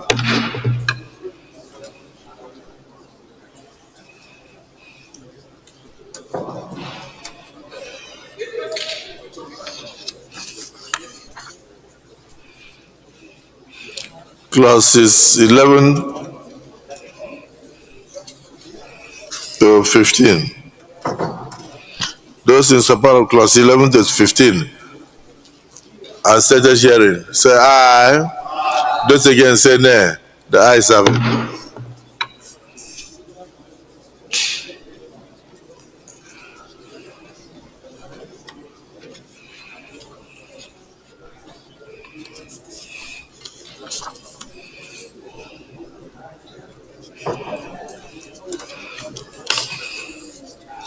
Clauses 16 to 30. Those in support of clauses 16 to 30 say aye. Those against say nay.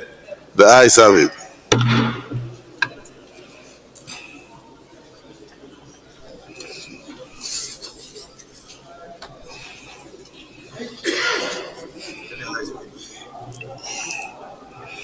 The specifically on page 28, clause 30 states the short title. Those in support of the short title say aye. Those against say nay. The ayes have it.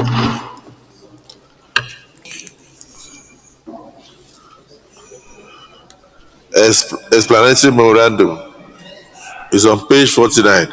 Those in support of explanatory memorandum as stated in page 49 say aye. Those against say nay. The ayes have it.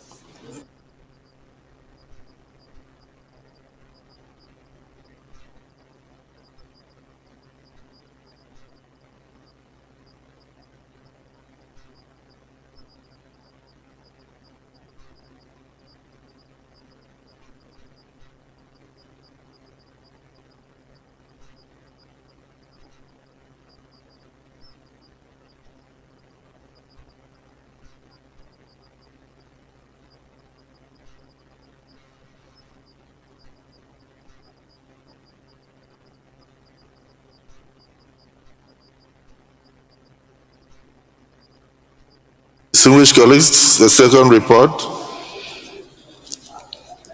from the tertiary institutions and TEFRON is a bill for an act to establish the Federal University of Applied Sciences, MACHOC, Establishment Bill 2024, SB 13.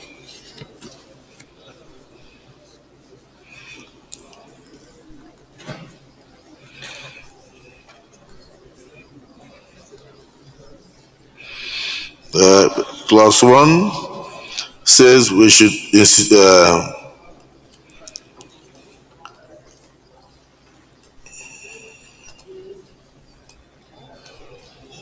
that we should substitute the word MACHOC in line 1 with the word cashier wherever it appears in the bill,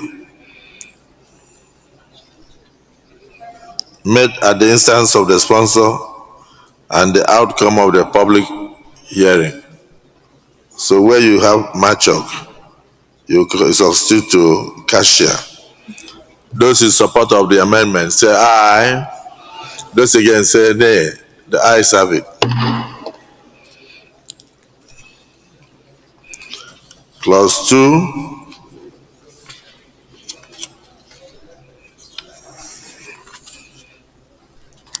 Clause 3.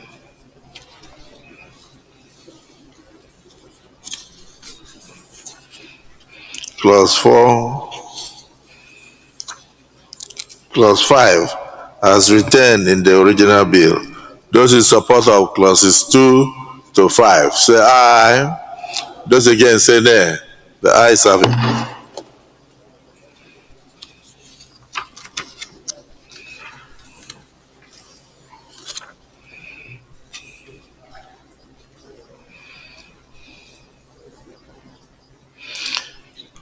Clauses 6 to 10. Those in support of clauses 6 to 10 say aye. Those against say nay. The ayes have it. Clauses 11 to 20. Those in support of clauses 11 to 20 say aye. Those against say nay. The ayes have it.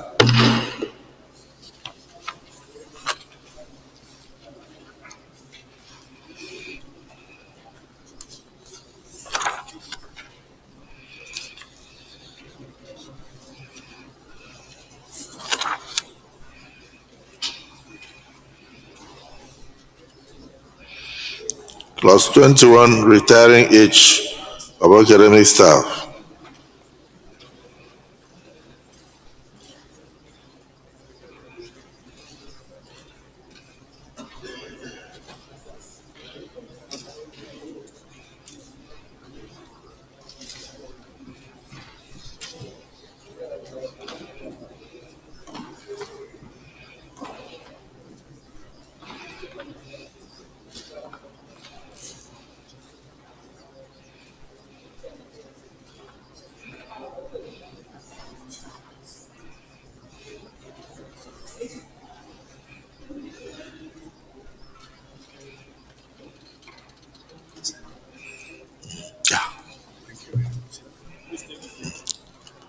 No?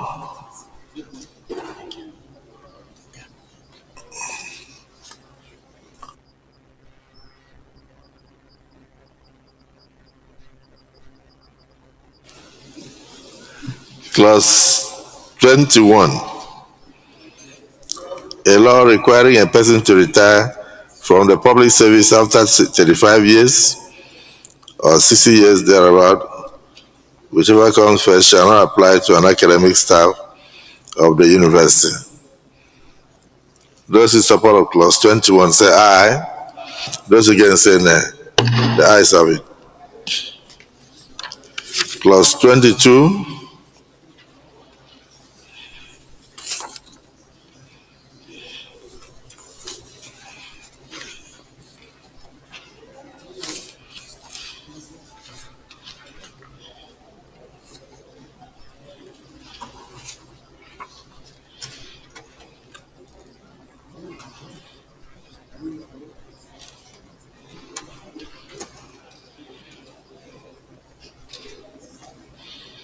To clause 29.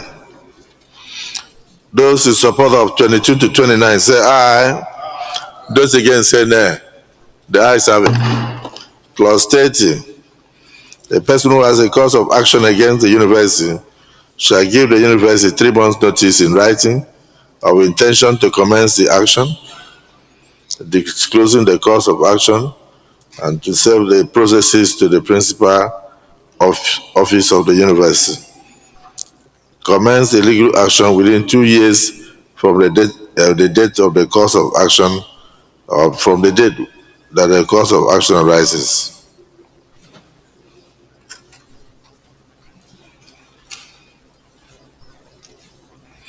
Those in support of clause 30 say aye. Those against say nay. The ayes have it. Clause 31.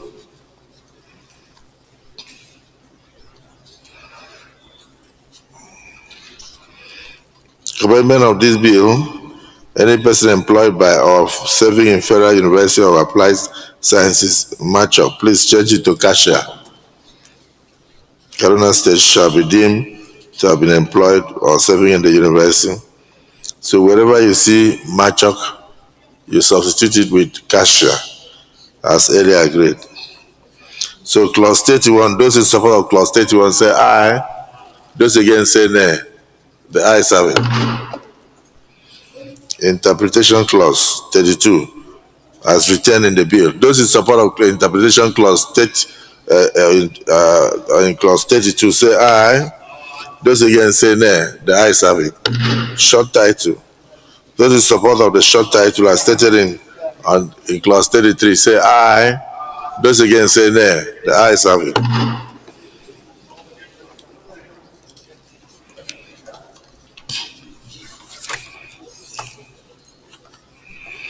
Those in support of the schedules in clauses on page 20 actually, Schedule 1 to 3. Say aye. Those against say nay. The ayes have it. Explanatory memorandum. Please go to page 49.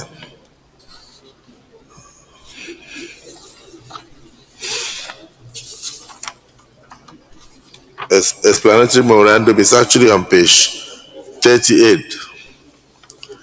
Those in support of the explanatory memorandum say aye. Those against say nay. The ayes have it.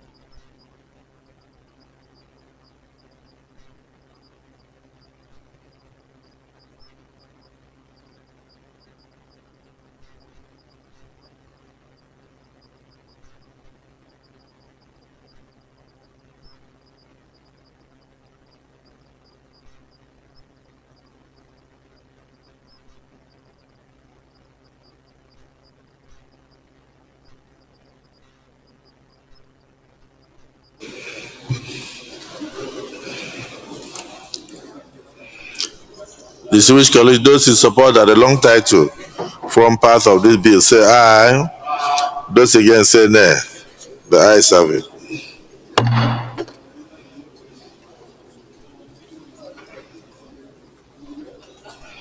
Leader of the Senate.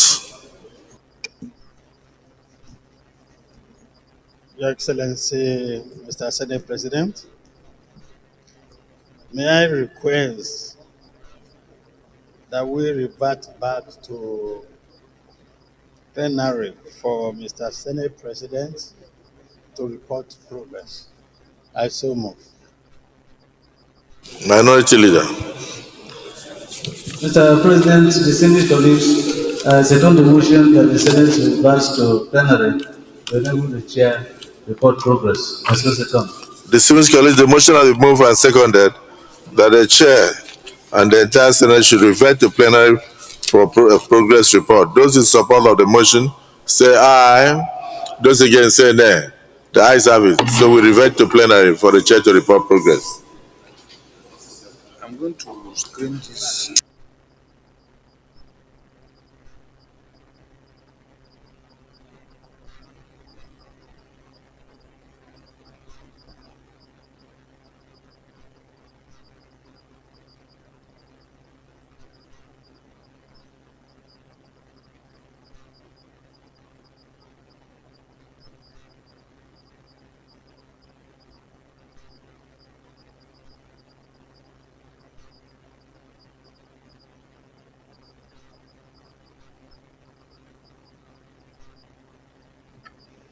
Distinguished colleagues, the Senate in the Committee of the Whole considered the report of the Committee on Tertiary Institutions and TEP Fund on the Federal University of Technology, Ilaro, Ogun State Establishment Bill 2024 and approved as follows.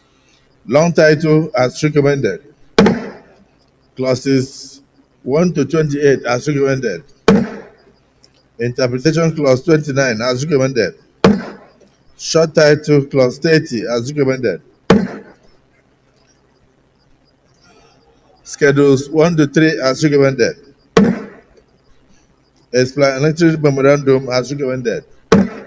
Is this a true reflection of what transpired in the Committee of the Whole?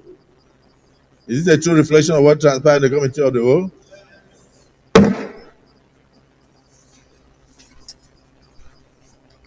Distinguished colleagues, the Senate in the Committee of the Whole further considered the report of the Committee on Tertiary Institutions and TED Fund on the Federal University of Applied Sciences Cashier Establishment Bill 2024 and approved as follows. Long title as recommended. Clauses 1 to 31 as recommended. Interpretation clause 32 as recommended. Short title clause 33 as recommended. Schedules 1 to 3 as recommended.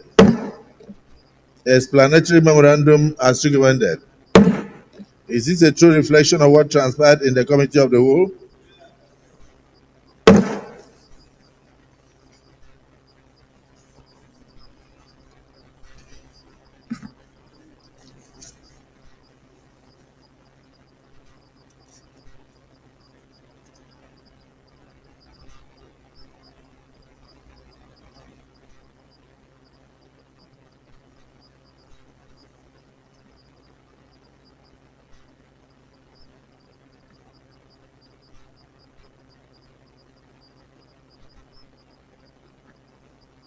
Leader of the Senate. Your Excellency, Mr. Senate President, the fourth order of the day is a motion standing in the name of Senator Amos Yohana. Now you may wish to move a motion that the two bills be now read a third time. Your Excellency, I move a motion that the two bills on Federal University be read a second time. Two of them. A third time. Is Senator Dingy said you are on tutorials. I overheard you.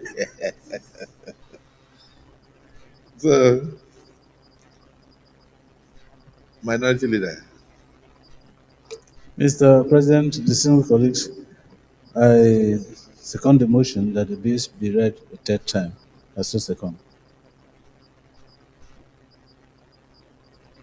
Distinguished colleagues, the two reports on the two bills considered by these hallowed chambers, a motion has been moved by the leader and seconded by the minority leader. The two bills now be read a third time. Those in support of the motion say aye.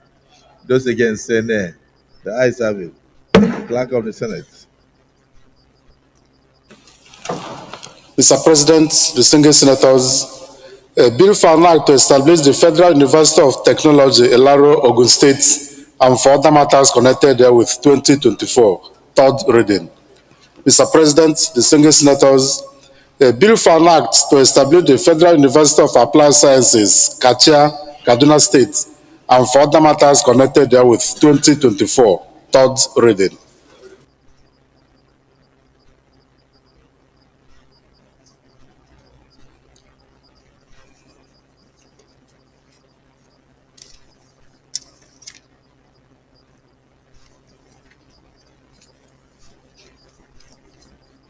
Distinguished colleagues, a bill for an act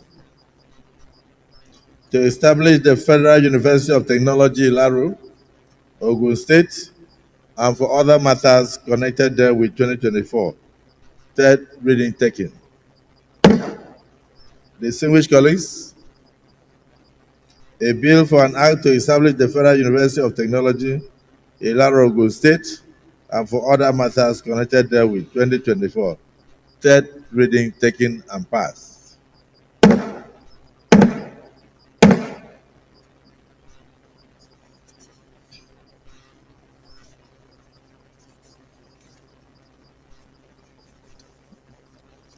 Distinguished colleagues, a bill for an act to establish the Federal University of Applied Sciences, Kasha, Kaduna State, and for other matters connected there with third reading taken.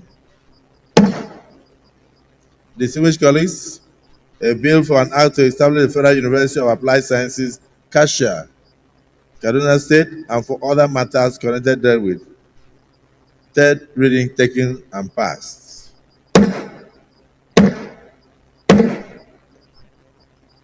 Let me thank all my colleagues for their contributions to the two bills now passed into possible acts of parliament after Mr. President's assent. and all your contributions, which were in national interest. It is our view that the universities to establish University of Applied Sciences and the University of Agriculture will add, not just adding to knowledge, but will add to our ability to feed ourselves in this nation and promote the agricultural agenda of the renewed hope agenda of Mr. President. I'm very confident that when these institutions take off, that they will add to knowledge, add to increase food production, and also assist the nation to move forward from where it is. So I thank all of you for your contributions.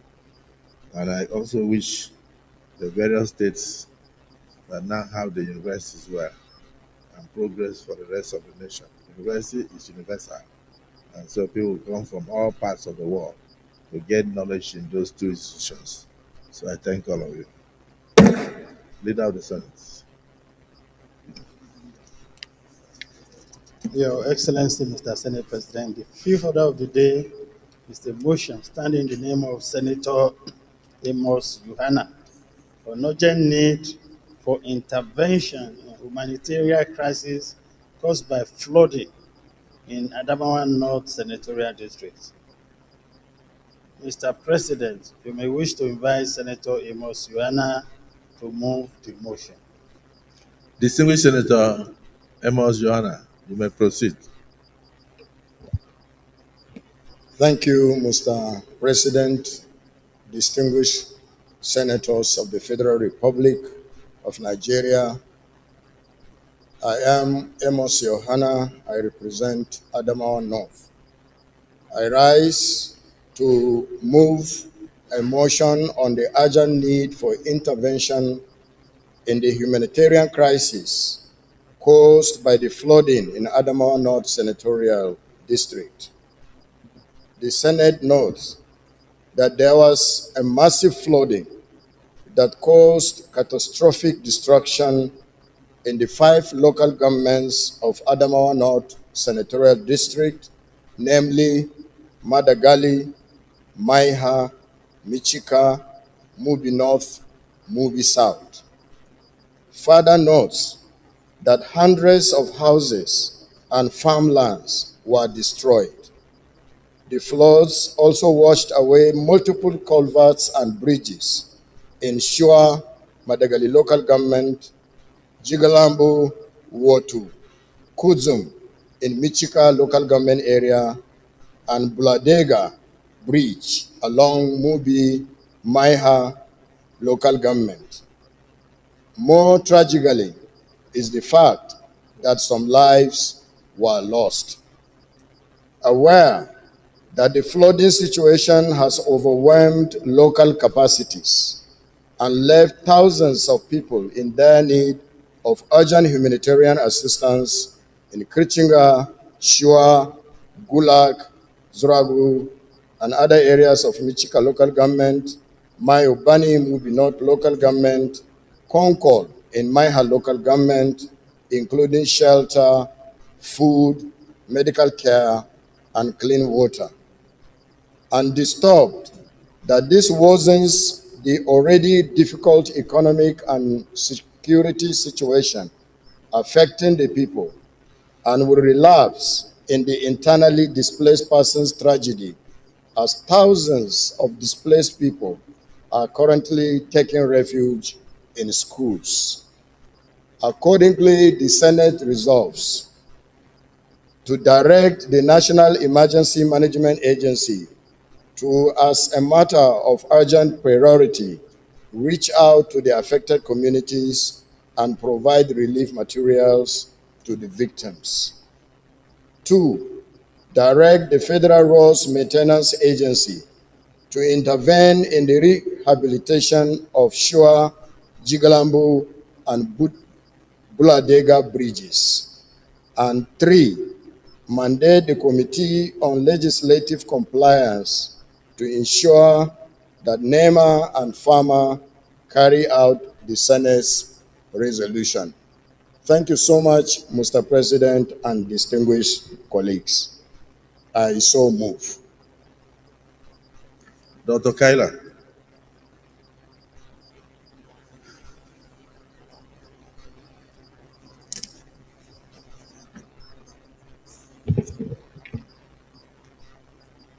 Mr. President, distinguished colleagues, my name is Senator Dr. Samaila Depo Kaila, representing Bauchi North.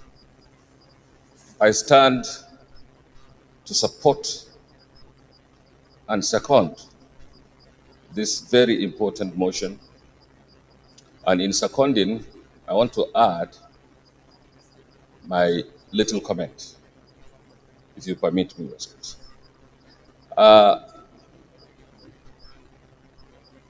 It is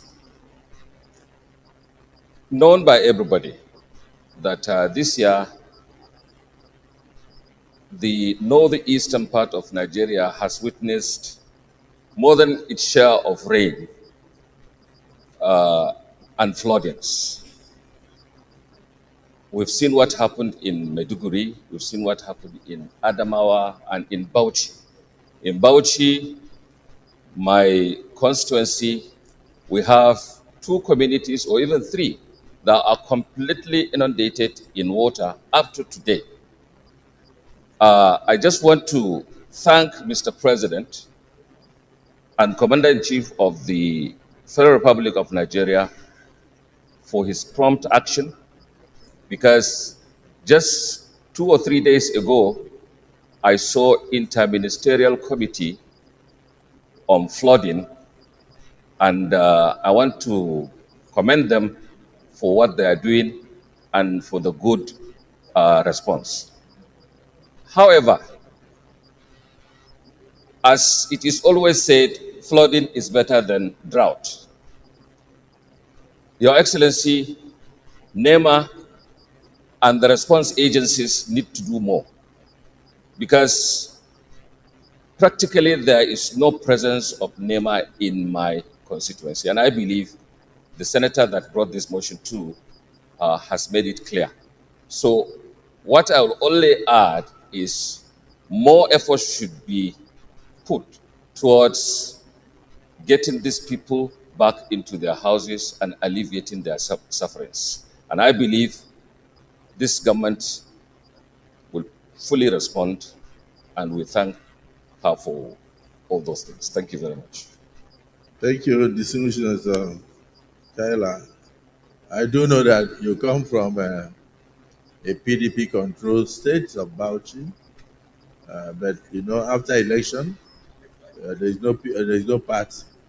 So I want to thank you for commending Mr. President for his prompt action in coming to the rescue of your people, ameliorating their sufferings, and ensuring that the plight of the people is addressed. I assure you that further actions will be taken by this government of compassion and government of concern of President Bola Ahmed Tinubu. Yes, distinguished Senator Ninge.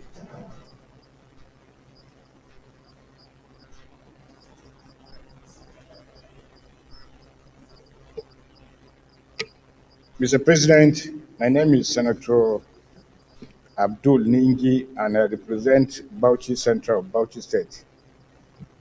Mr. President, let me join you and Kaila in thanking my brother, Reverend Amos Johanna, for bringing forth to bear the problem of his people. But let me say, Mr. President, for all intent and purposes, climate change is not a hoax. Climate change, Mr. President, is a reality. And if you recall what happened last year, climate change took over almost 13 states of the Federation. Today, we are counting up to 25 states that were ravaged by climate change. It is also imperative to further mention even the developed countries are not immune to this climate change. As we are sitting here, you speak about North Carolina, you speak about Miami, you speak about Florida, you speak about Netherlands, you speak about Thailand, North Korea, they are all in floods. So what requires at this moment in time is not to be thinking of these specific palliatives, it's to come up with a Marshall Plan, probably led by you, Mr. President. You recall last year, 13 states, today 25 states the anticipation that by 2029, 2030, the entire country will implode. So what we need to do as a people with the right leadership and ably led by you, sir, is to come up with a Marshall Plan of action so that next year by this time, we won't be speaking about specific palliatives to states. We must have been readily available to meet this flood because nothing whatsoever will curtail this flood because it's a scientific reality. What is happening in the western atmosphere is changing. The temperature, the rain is changing. There will be droughts there in the next 2, 3, 4 years, and then there will be a lot of rain. They have prepared over several decades for this flood. We are not prepared. So therefore, it is important to look at the scientific aspect of what we are trying to face. We are facing a serious danger from Benue down to Bauchi to Taraba and 10 other states. And then as time goes on, while the river is going, you will see Akwa Ibom, you will see rivers, all those littoral states that periphery, the Atlantic Ocean, they will be engulfed, massively implode. So it is important that we start thinking of what do we do if tomorrow comes and there are floods in almost every part of this country. And I'm very positive the nation has required manpower, scientific know-how to be able to come together and say, let's try to bring about a Marshall Plan so that when this thing comes, we shouldn't be talking about specific. We should be talking about the generality of Nigerians because no matter what you say, this flood will come and ravage this country. And I so support this motion. NEMA should be asked to move. They have been around periphery within the center of the nation.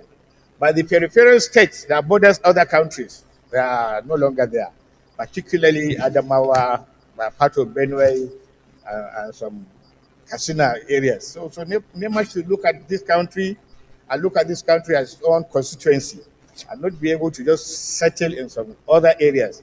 You've seen the ravaging flooding in Borno, Maiduguri. Sir, these are signals. These are signals. So we must be able as a people, as a country, to start thinking of tomorrow. I thank you very much for the opportunity.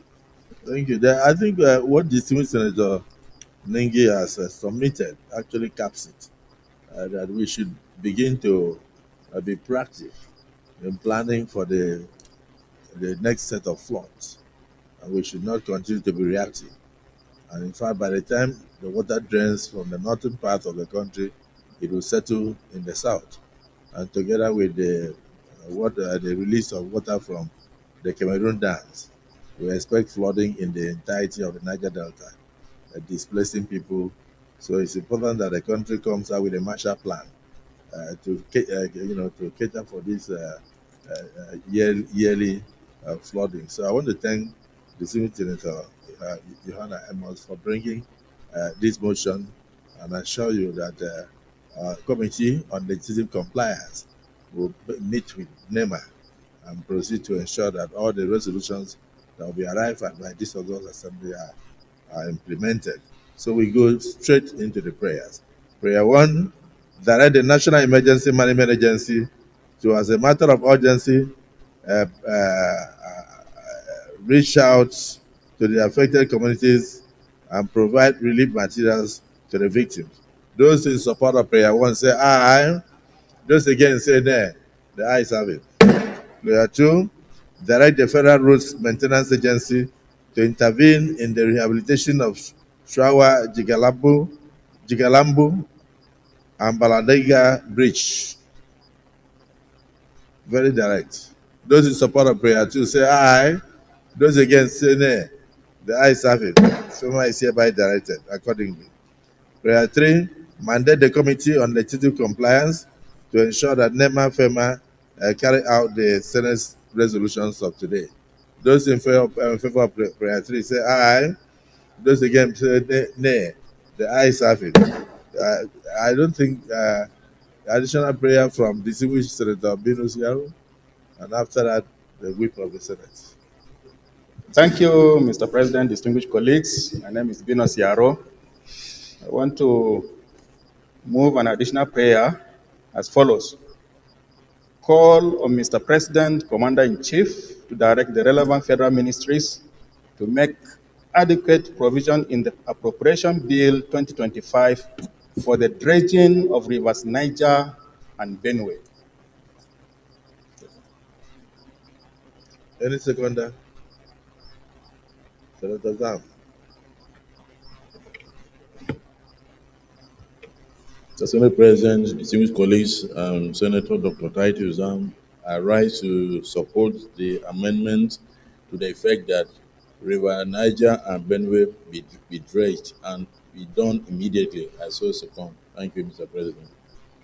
Distinguished colleagues, an additional prayer has been proposed that as part of the preventive measures to flooding, the River Niger and Benue should be dredged immediately, and that adequate provision should be made in the 2025 budget appropriation of the federal government to cater for this.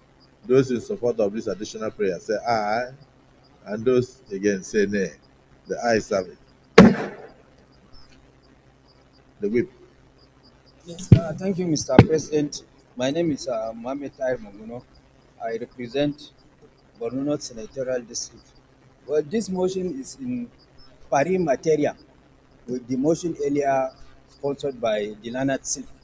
And in the course of my submission in that motion, I made mention of commendation to Mr. President for the establishment of disaster relief fund to take care of such situations. So I think the additional prayer that I want to move is to commend Mr. President for the establishment of disaster relief fund to take care of such situations at the risk of sounding what can I say?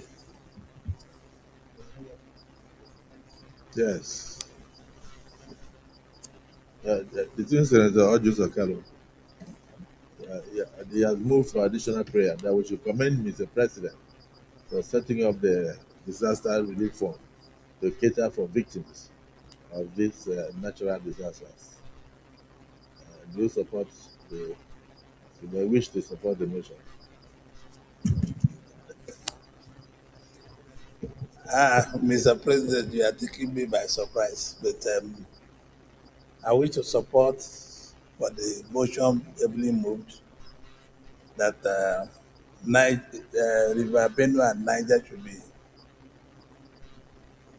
We will commend the President for taking up the disaster fund so soon. So I support the Chief Whip for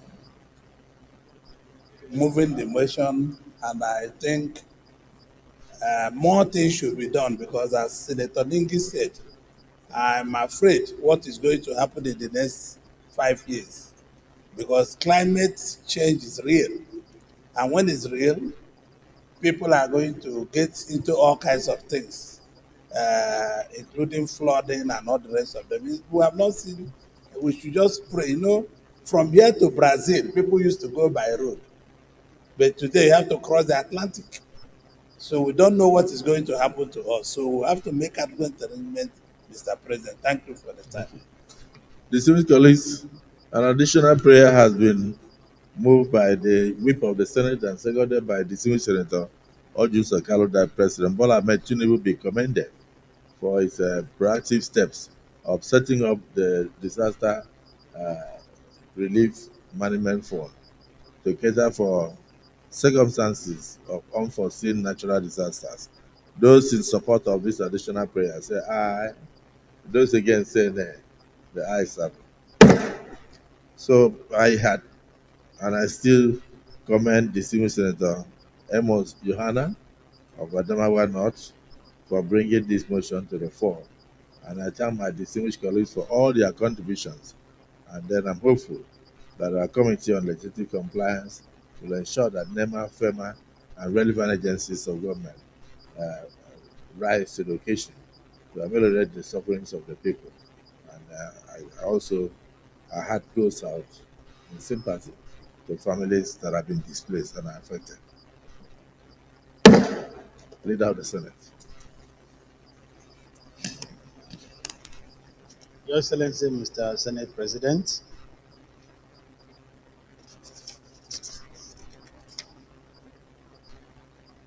the last order of the day and the sixth order is motion standing in the name of Senator Annie Anthony Okori on urgent need to address the challenges of increasing cases of brain drain in our Nigerian university system. Mr. President, you may wish to invite Senator Annie Anthony Okori to move the motion. Dismissed Senator Annie Okorie. Thank you, Mr. President. Distinguished colleagues, my name is Senator Professor Anthony Ane. I represent Ebonyi South. The motion before me is urgent need to address the challenges of increasing cases of brain drain in the Nigerian university system. The Senate notes that brain drain, which is referred to as a large-scale movement or migration of top power from developing nations to more developed countries, whereby qualified and skilled manpower of such countries contribute to the socio-economic development of those countries, thus creating economic gaps in their respective countries. Also notes that over the years, there has been a significant outflow of highly educated professionals in Nigeria, especially in the academia, in quest of better working conditions, which has exacerbated skill gap in the workforce, capable of hindering economic growth and development of the country. Further notes from the National University Commission report that many Nigerian universities operate with less than 50% of the required academic staff. Aware that the remunerations of Nigerian university lecturers are among the poorest in the world. I repeat that the remunerations of the Nigerian university lecturers are among the poorest in the world, as it was last reviewed over 15 years ago. And this cannot meet the current economic realities of the country. Also aware that many universities in other West African countries have better working conditions than what is obtainable in the Nigerian university system, and this rather is worrisome. Worried that the continuous loss of experienced departmental faculty members from our ivory towers in other countries is capable of impacting negatively on the quality of education, thereby reducing the effectiveness of teaching and learning and mentorship for students in our higher institutions. Also worried that brain drain has assumed an unprecedented posture in recent times due to the current economic situation of the country. This should be a cause for concern as it threatens the survival of the country's higher education, particularly in the engineering, medicine, and sciences, which are critical for the socio-economic development of this country. Accordingly, resolves to number one, mandate the Senate Committee on Tertiary Education and TEFON to liaise with the Ministry of Education with a view to working out modalities to check the increasing spate of brain drain in the Nigerian universities. Two, urge the Federal Minister of Education to increase budgetary allocation to federal universities in the 2025 budget so as to take care of the teaching problems of Nigerian universities. As an addendum, is that the salaries and allowances of Nigerian university lecturers should be looked into, as already pointed out. There is an impending strike, and if nothing is done urgently, Mr. President, dear colleagues, the news will be that university lecturers are on strike again. Therefore, I would wish that this should not be a lone voice. My colleagues should add their voices because this is a national challenge. Let's do something reasonable and tangible to save Nigerian universities from total collapse. I so submit, Mr. President. Senator Ekong Samson. Okay, Mr. President, my name is Ekong Samson. I represent Akwa Ibom South. Respectfully, I want to second this motion as framed and canvassed. And if I have the privilege of the leave of the President, maybe I may wish to add a few points.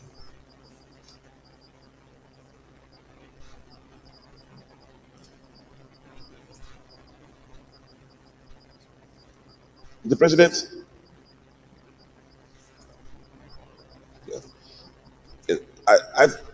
I believe that the Senate, in substance, shares the side of opinion as contained in this motion. In bare terms, Mr. President, my dear colleagues, this motion contemplates the traffic outwards, what is fashionably referred to as Jagba in our parts. We've grown up to be confronted with that scenario. I don't know how it was framed. Jagba, we never used to hear about it in the past, but it has become a way of life in these parts where we are losing the best to the outside space, to the outside world. No nation progresses without a firm commitment to education. Here in the Senate, we are all beneficiaries of the opportunities presented by education. And one way that we can create pathways to advancement in this country is for us to encourage the traffic to remain inward. But how do we do that? How do we discourage Japa even in our health care system? Because Nigeria is losing a lot due to the traffic outwards in our health sector. One way that this can be done is as framed in the motion is by encouragement, by having the enabling environment, by giving encouragement to our lecturers so that we can have quality in our educational system, so that we can encourage the best among us to remain and develop this country. So I have the persuasion of Okabom South to throw my full weight behind this motion. I think it is quite timely because as a country, we must explore trajectories where Japa can be discouraged so that the best can remain with us and help to develop this country. I thank you so much for this opportunity. Thank you. I hope that colloquia will not find its way into the dictionary. Distinguished Senator Ashiru. Your Excellency, Mr. Senate President, I stand to support the motion as moved. But at the same time, sir, I want us to be to add a little bit to uh, balance opinion on the issue of Japa or brain drain. There are a lot of benefits, and there are so many things that we find it difficult to stop. The world is a global village. We should count ourselves as being lucky for being able to produce graduates and academics that are sought over all the world. Of recent, I was in the United States of America, and I was so happy to meet a lot of our children who are gainfully employed in many areas, especially in academic and medical field. And I'm happy for so many reasons. One aspect of it is that there's a greater inflow of diaspora funds into Nigerian economy. While Nigeria is losing a lot of outflow, there is succor in the fact that much fund is coming in from all our people working gainfully abroad. And we always want to say too that we have a lot of brilliant people. Our university system is turning out so many graduates with first class. There's no way our economic system of today can contain all the graduates who are turning out. So if we have an event or a leverage for them to travel abroad and be gainfully employed, I think we should be very sympathetic to that cause. And equally too, I want to say that as bad as it is, a lot of private universities are coming up, and they are helping the system. So while I support the motion as moved, at the same time, I want us to be very careful, not totally to discourage people from going abroad, but there should be a system of regulating it. As you said, Mr. President. Distinguished Senator Babangida.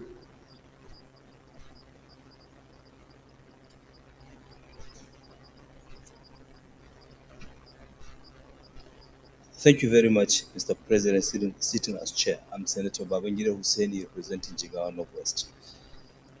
I think, first of all, I'd like to commend the mover of the motion, Professor Ani, for bringing to the fore this very delicate issue. On the one hand, I quite agree with him the need to stem the issue of brain drain. On the other hand, I also have a feeling that we must also be mindful of the fact that most of the young men and women who have the qualifications, of course, to go abroad and earn a living, I think it's also a good idea, because in the end, whatever they make abroad, if proper arrangement is put in place and properly articulated and formalized, the money coming in will help the economy. But the most important aspect of the motion, which I want to address my mind to, is the issue of our funding of education. I like to quote Nelson Mandela, who said, the most powerful weapon, and I quote, the most powerful weapon that you can use to change the world is education. If we don't invest in education, if we don't properly channel and prioritize the demands of a modern economy, and then produce the required manpower to drive it, then we have not started. And I've been to several universities in Nigeria.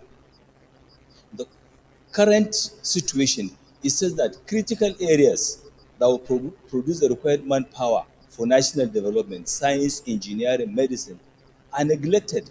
And you find courses that have very little relevance to the demands of a modern economy are also on the table on jam form, and our students are practically just ending up coming out of the university with qualifications that they cannot get employment. It is a fact that there are jobs in Nigeria, but the skills to get gainfully employed and gainfully engaged in those sectors. So the oil and gas is a very good example. Up till today, we have not been able to have up to 100% local content in the oil and gas industry because the skill set is not there. So my take on this, I don't want to preempt the work of the committee as envisaged in the prayer of the mover of the motion. But the fact remains that we have to have a deeper look at the condition of our national universities, especially federal universities. And the way to go about it is adequate funding and proper tracking and monitoring of spending of our national universities. I thank you, Mr. President, for the opportunity. Thank you. Let me join you to commend distinguished Senator Anthony Ani, that's Ani Okorie, for bringing this motion and to say that even as we are speaking now, there are still some people who are under different guises traveling outside. So the brain drain is a big problem, not just in the educational sector, particularly in the health sector. It's affecting us a lot. The greatest professionals in medicine in United States of America, from what I read, some people say we have almost 22,000 health workers in United States of America who are Nigerians, and they are doing extremely well. I've seen that from different reports. And as of today, the country is rather losing the expertise. If they acquired those expertise and returned to Nigeria, it would have been better. But I think also the conditions of service are quite responsible. But I believe people should place love for their country above financial gains. And that is why many of us chose to remain here. So I commend you for this. We will go straight into your prayers and hope that this will reduce. Like he said, like Senator Shu said, it's a two-faced thing. It has its own advantages, it has its own disadvantages. But in the educational sector, the disadvantages are too numerous because some of the departments do not have even up to 50% staff strength. So what then are you teaching our children? It's like computer, garbage in and garbage out. So, but we will do our best to improve the lot of teachers, professors, and university management, so that it will encourage people to stay back and impact knowledge on our future generation. So thank you for bringing this motion. I thank my colleagues for their contribution. Prayer 1. Mandate the Senate Committee on Tertiary Education and Third Fund to liaise with the Ministry of Education with a view to working out modalities to check the increasing spread of brain drain in the Nigerian universities. Those in support of prayer 1 say aye. Amendment? Amendment, sir. You don't want okay. Yeah, who wants to do the amendment? Yes, please. Okay.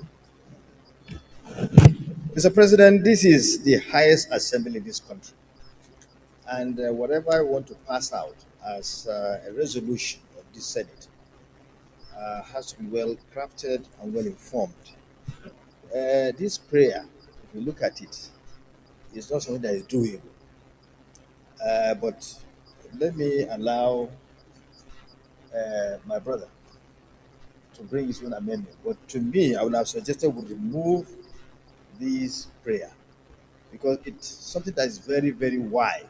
Talk about the economic situation, talk about everything. It's not implementable. Now you say a ministry should find out how to stop him from going outside the country. Yeah, I think we should even call on the Honourable Minister of Education to bring up proposals. It's beyond that. It has to do with the Minister of Finance, of Economy, coordinator of the economy. It's something to do with the economy of the entire country. Yes. The president is doing very well, setting out the foundation to, create a sound economy in this country that will not allow someone even to go out. Yes. What he's doing now, giving him some time, we'll have a situation that when you say someone go to Ghana or go to US, you say, no, I prefer to stay here because the economy will be fine. Now, telling the Minister of Education to create a means of allowing people, stopping from going outside, I think it's something that they cannot do. It's undoable. So I think we should take out this prayer. The second prayer is fine. But if you have something better, I will allow you to bring your own Sir, amendment. sir, so you have, do you want to amend the prayer?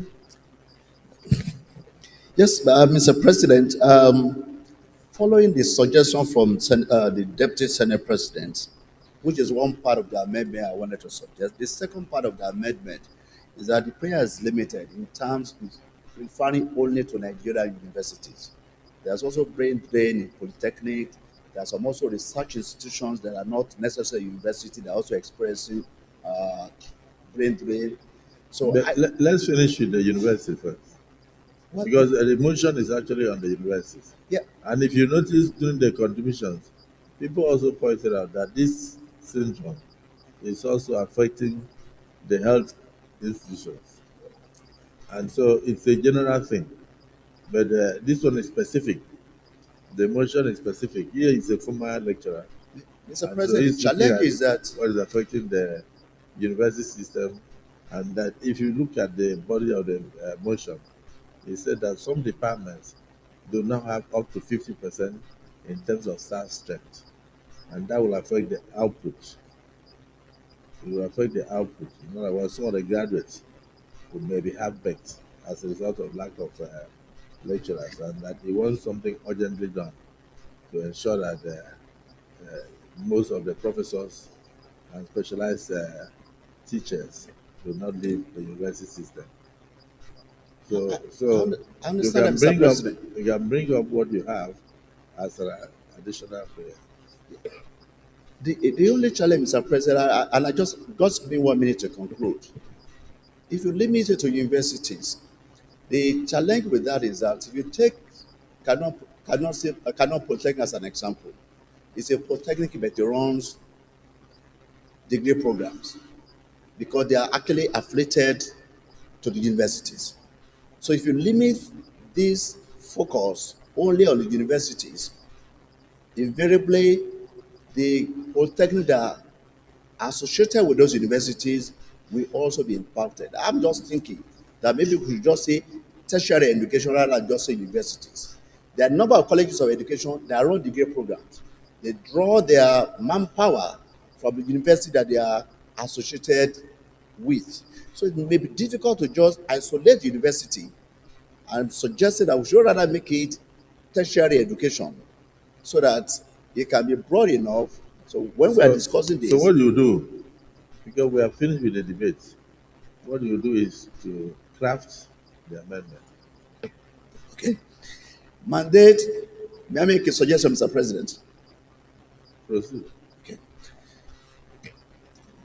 Accordingly resolve to mandate the relevant committees, including committees on education, finance, and health, to liaise with the relevant ministries with a view to working out modality to check the increasing speed of brain drain in our tertiary education system. Yes, that's fantastic. Senator Dr. Kyla. Mr. President. And please, the clerk, give him a paper. Let him write it out for you so that people can capture the way it's said. Mr. President, distinguished colleagues, my own is not amendment. I thought you were going to second the amendment. No, I'm not seconding it. Okay, so Senator Karimi.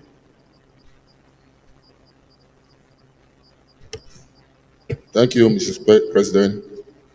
My name is Karimi Sunday Steve. I represent the people of Kogi West. I hereby second the amendment as moved by my colleague.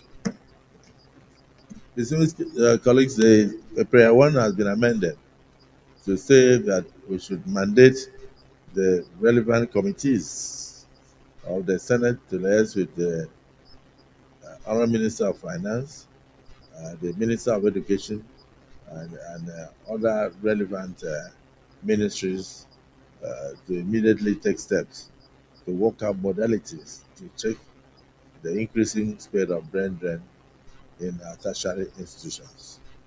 Those in support of this prayer as amended say aye. Those again say nay. Did I get it? Yes, please. Did I get it right?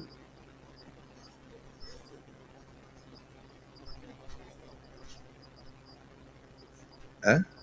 It's not doable. Okay. Okay, so those in support of this undoable pray. Say aye. And those against say nay. Nay. Nay. The ayes have it. Now, let's take the second one before we come to Kyla. Urge the Federal Ministry of Education to increase budgetary allocation to federal universities in the 2025 budget so as to take care of the teething problems of Nigerian universities. This is another problem. The Federal Ministry of Education will have its envelope. Yeah? So I think, no, we don't just, they will tell you are padding, you are padding the budget for university education. No. I think You have the powers there. We should urge the federal government of Nigeria. Mr. We President, should urge the federal government of Nigeria through the Ministry of Education and the national and President, to ask the president to do this. The powers of the constitution lies on that your seat. So if you do that, you are telling us we are just a rubber stamp legislature. The power lies with you. They propose, and then we endorse. So amend prayer 2. Senator Nengi, amend prayer 2.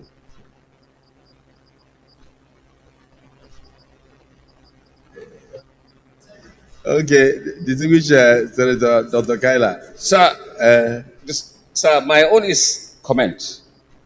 And no, we have finished with the. No, I think, sir. We have finished with the prayer, the comments. No, it's not comment. Shed more light. No. Just give me 1 minute, sir. Because the I rule strongly of, support what the rule of debate is that when we are considering the prayers, you either amend the prayer or you accept the prayer. It's no longer time for comments. But it's okay because, like Senator Ningi observed earlier, we are all still having tutorials. Sir, the issue of amendment. We are now on the prayers. So, okay. Do you have an amendment to the prayer too? If you don't have, we finish with prayer too. Then we come back to you for you to have additional prayer. Okay. That's the way it works. So amendment to prayer 2. This one, is it going to be doable? It's doable. It's very doable. All the federal government of Nigeria to increase budgetary allocation to federal universities in 2025 budget so as to take care of the teaching problems of Nigerian universities. I so move. When you say federal government, it includes the executive and the legislature all together. Federal government. I so move.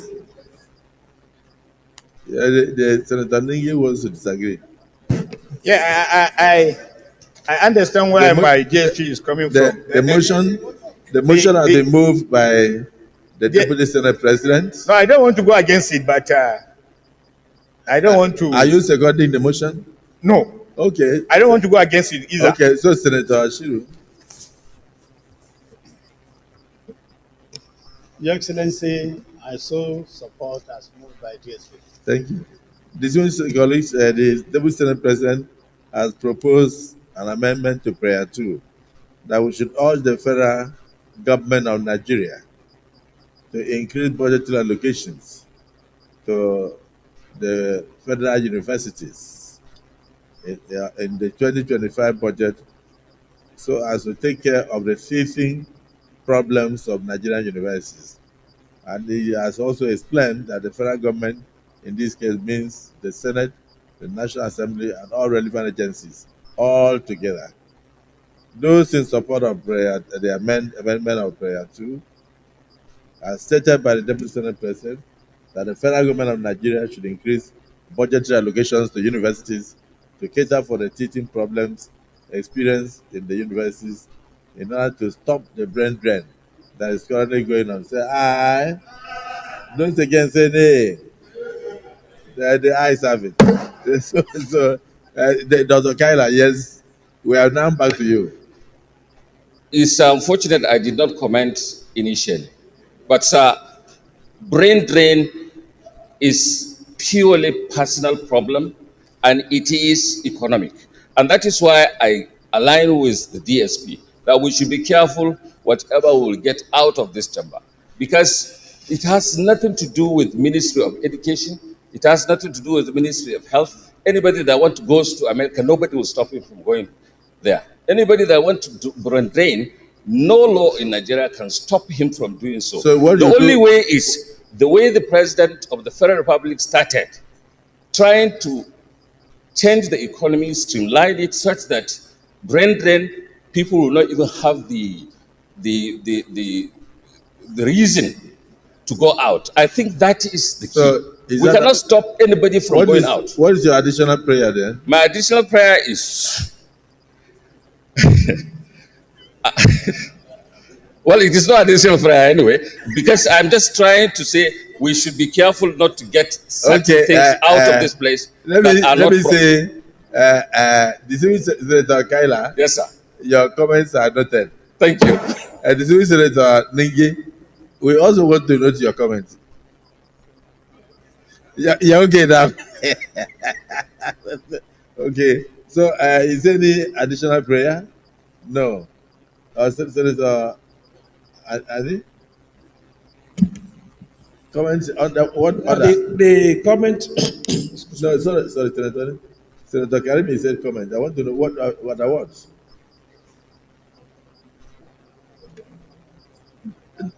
Other words. Okay, other Kaila.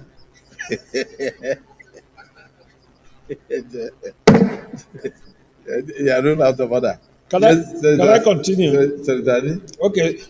I want to draw our attention that the main essence of this motion is No.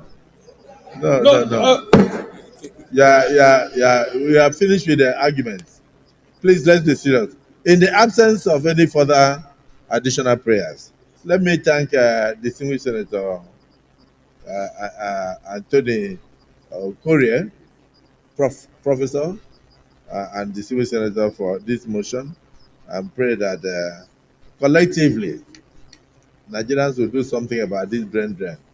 There are so many reasons. Sometimes we medical. Some of them it could be even we from various agencies of government sending people abroad to go and study. And because they perform so well, then the countries will offer them mouth-watering contracts that they cannot refuse. And that will now lead to their staying back in those countries. But it is of concern that the spate of brain drain in the university system is so rapid that it is already affecting the strength, the staff strength of various universities. And so we must collectively do something about it as a government, as Senate, as National Assembly, working closely with the executive to make sure that this situation is taken care of. And most of it is actually economic. It's economic. So I believe that once we can improve on the standard and also look at the review of their current emoluments, that these things will brought to an end. So I thank you for all your contributions. Leader of the Senate. Your Excellency, Mr. President, distinguished senators, having concluded today's proceeding on the other paper, I hereby move that Senate do adjourn till Wednesday, 9th October 2024 at 11 a.m. Minority Leader. Mr. President, distinguished colleagues, I support the motion that the Senate do adjourn to Wednesday, 9th October at 11 a.m. tomorrow. Distinguished colleagues, before I put the question, I'd like to announce that the ad hoc committee on the turnaround maintenance of Nigerian refineries, which had been moribund for a while now because of the tragedy that befell us with the then chairman, will hold a meeting tomorrow on 9th October 2024 after plenary. This will be the meeting will be chaired by the Senior Senator Kawu Suleiman Abdurrahman, and this will happen immediately after the plenary. I'm sure by tomorrow morning the meeting venue will be announced. Shortly after this, we shall be receiving the ambassador of Korea, South Korea, and his delegation in the Senate President's Conference room. So all senators and leaders are invited to attend. And I think it should have been 2 o'clock, but I think they will understand with us that we have not concluded our plenary. So a motion has been moved and seconded that this Senate stands adjourned to Wednesday, the 9th day of October 2024 at 11 a.m. prompt. Those in support of the motion say aye, and those against say nay. The ayes have it. Accordingly, the Senate is hereby adjourned.